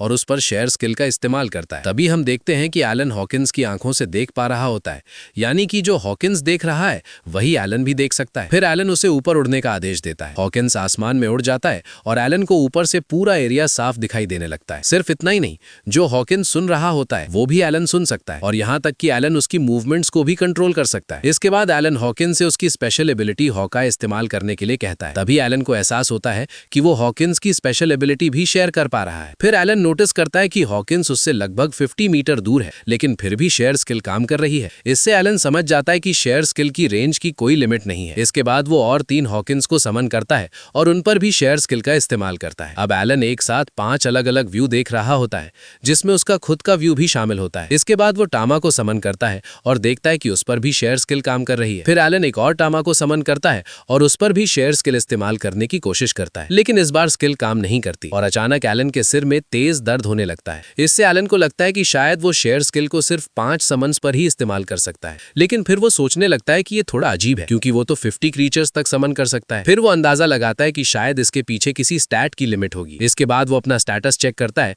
और उसे लगता है कि ये लिमिट शायद इंटेलिजेंस से जुड़ी हुई है। एलन सोचता है कि इस समय उसकी इंटेलिजेंस 111 है, इसलिए संभव है कि हर 200 इंटेलिजेंस पर वो एक और समन क्रीचर के साथ शेयर स्किल इस्तेमाल कर सके। इसके बाद Alan D rank bird hollow को समन करता है और उसकी 6 कॉपीज बना देता है। इससे उसकी इंटेलिजेंस अचानक बढ़कर 1251 तक पहुंच जाती है। अब एलन फिर से दूसरे टामा पर शेयर स्किल का इस्तेमाल करता है और इस बार स्किल सही तरीके से काम करने लगती है। इसका मतलब अब एलन एक साथ 6 समन्स के साथ शेयर स्किल का इस्तेमाल कर सकता है। ये समझने के बाद एलन मन ही मन सोचता है कि अब उसे समझ आया कि डेवलपर्स ने समनर क्लास को इतनी हाई इंटेलिजेंस क्यों दी है। इसके बाद एलन अपने सभी नए डी रैंक्ड समन क्रिएचर्स को समन करता है। फिर वो नोटिस करता है कि एक समन टाटा एयरटॉट को छोड़कर बाकी सभी क्रिएचर्स की इंटेलिजेंस 1 से ज्यादा है, यानी कि वो एलन की बातें समझ सकते हैं। तभी एलन को पास में कुछ आर्मर्ड एंट्स दिखाई देते हैं। वो तुरंत अपने समन स्पाइडी से स्पाइडर सिल्क इस्तेमाल करने के लिए कहता है। स्पाइडी अपनी स्पाइडर सिल्क से उन एंट्स को जकड़ लेती है, जिससे वे हिल भी नहीं पाते। इसके बाद एलन टेडी को आदेश देता है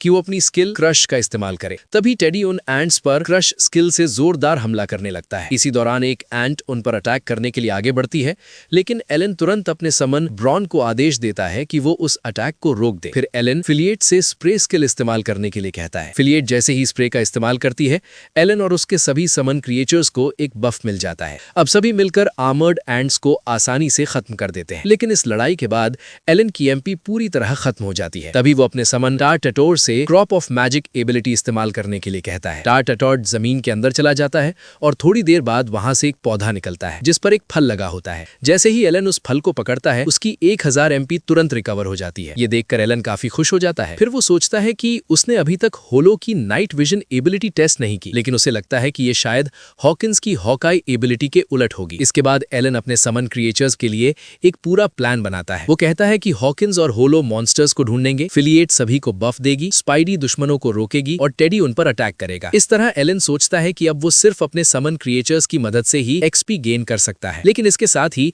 वो अपने सभी समन क्रिएचर्स को एक सख्त आदेश देता है। वो कहता है कि तुम लोग कभी भी किसी इंसान पर अटैक नहीं करोगे, चाहे कोई इंसान तुम पर हमला ही क्यों ना करे, फिर भी तुम लोग उस पर अटैक नहीं करोगे। इसके बाद अगले सीन में हम देखते हैं कि एलन वापस लौट रहा होता है। तभी अचानक उसके दिमाग में एक नया आइडिया आता है। वो सोचता है कि वो शेयर स्किल को एक और तरीके से भी इस्तेमाल कर सकता है। इसके बाद हमें करीना विलेज का सीन दिखाया जाता है। वहां करीना डोगरा के साथ खेल रही होती है और उसी समय पास में एलन की बर्ड पोपो मौजूद होती है, जो शेयर स्किल की मदद से एलन को सब कुछ दिखा रही होती है। पोपो वहां से उड़कर रॉडिन को देखती है, जो खेत में काम कर रहा होता है। इसके बाद वो थरेसिया और म्यूला को भी देखती है। फिर पोपो थोड़ा शोर करती है और वहां से उड़ जाती है। आवाज सुनकर थरेसिया उस तरफ देखती है और वहां उसे जमीन पर एक गोल्ड कॉइन दिखाई देता है। इसके बाद पोपो वहां से उड़कर चली जाती है और दूर कहीं एलन मन ही मन सोचता है कि वो हर महीने ऐसे ही पैसे भेजता रहेगा। यहीं पर इस पार्ट की कहानी खत्म हो जाती है। तो दोस्तों बताओ आपको ये पार्ट कैसा लगा। हम आपके लिए इतनी मेहनत से वीडियो बनाते हैं, तो कम से कम एक लाइक और कमेंट करके जरूर बताना कि आपको वीडियो कैसी लगी, वरना सच में ऐसा लगता है कि शायद आपको वीडियो पसंद ही नहीं आई।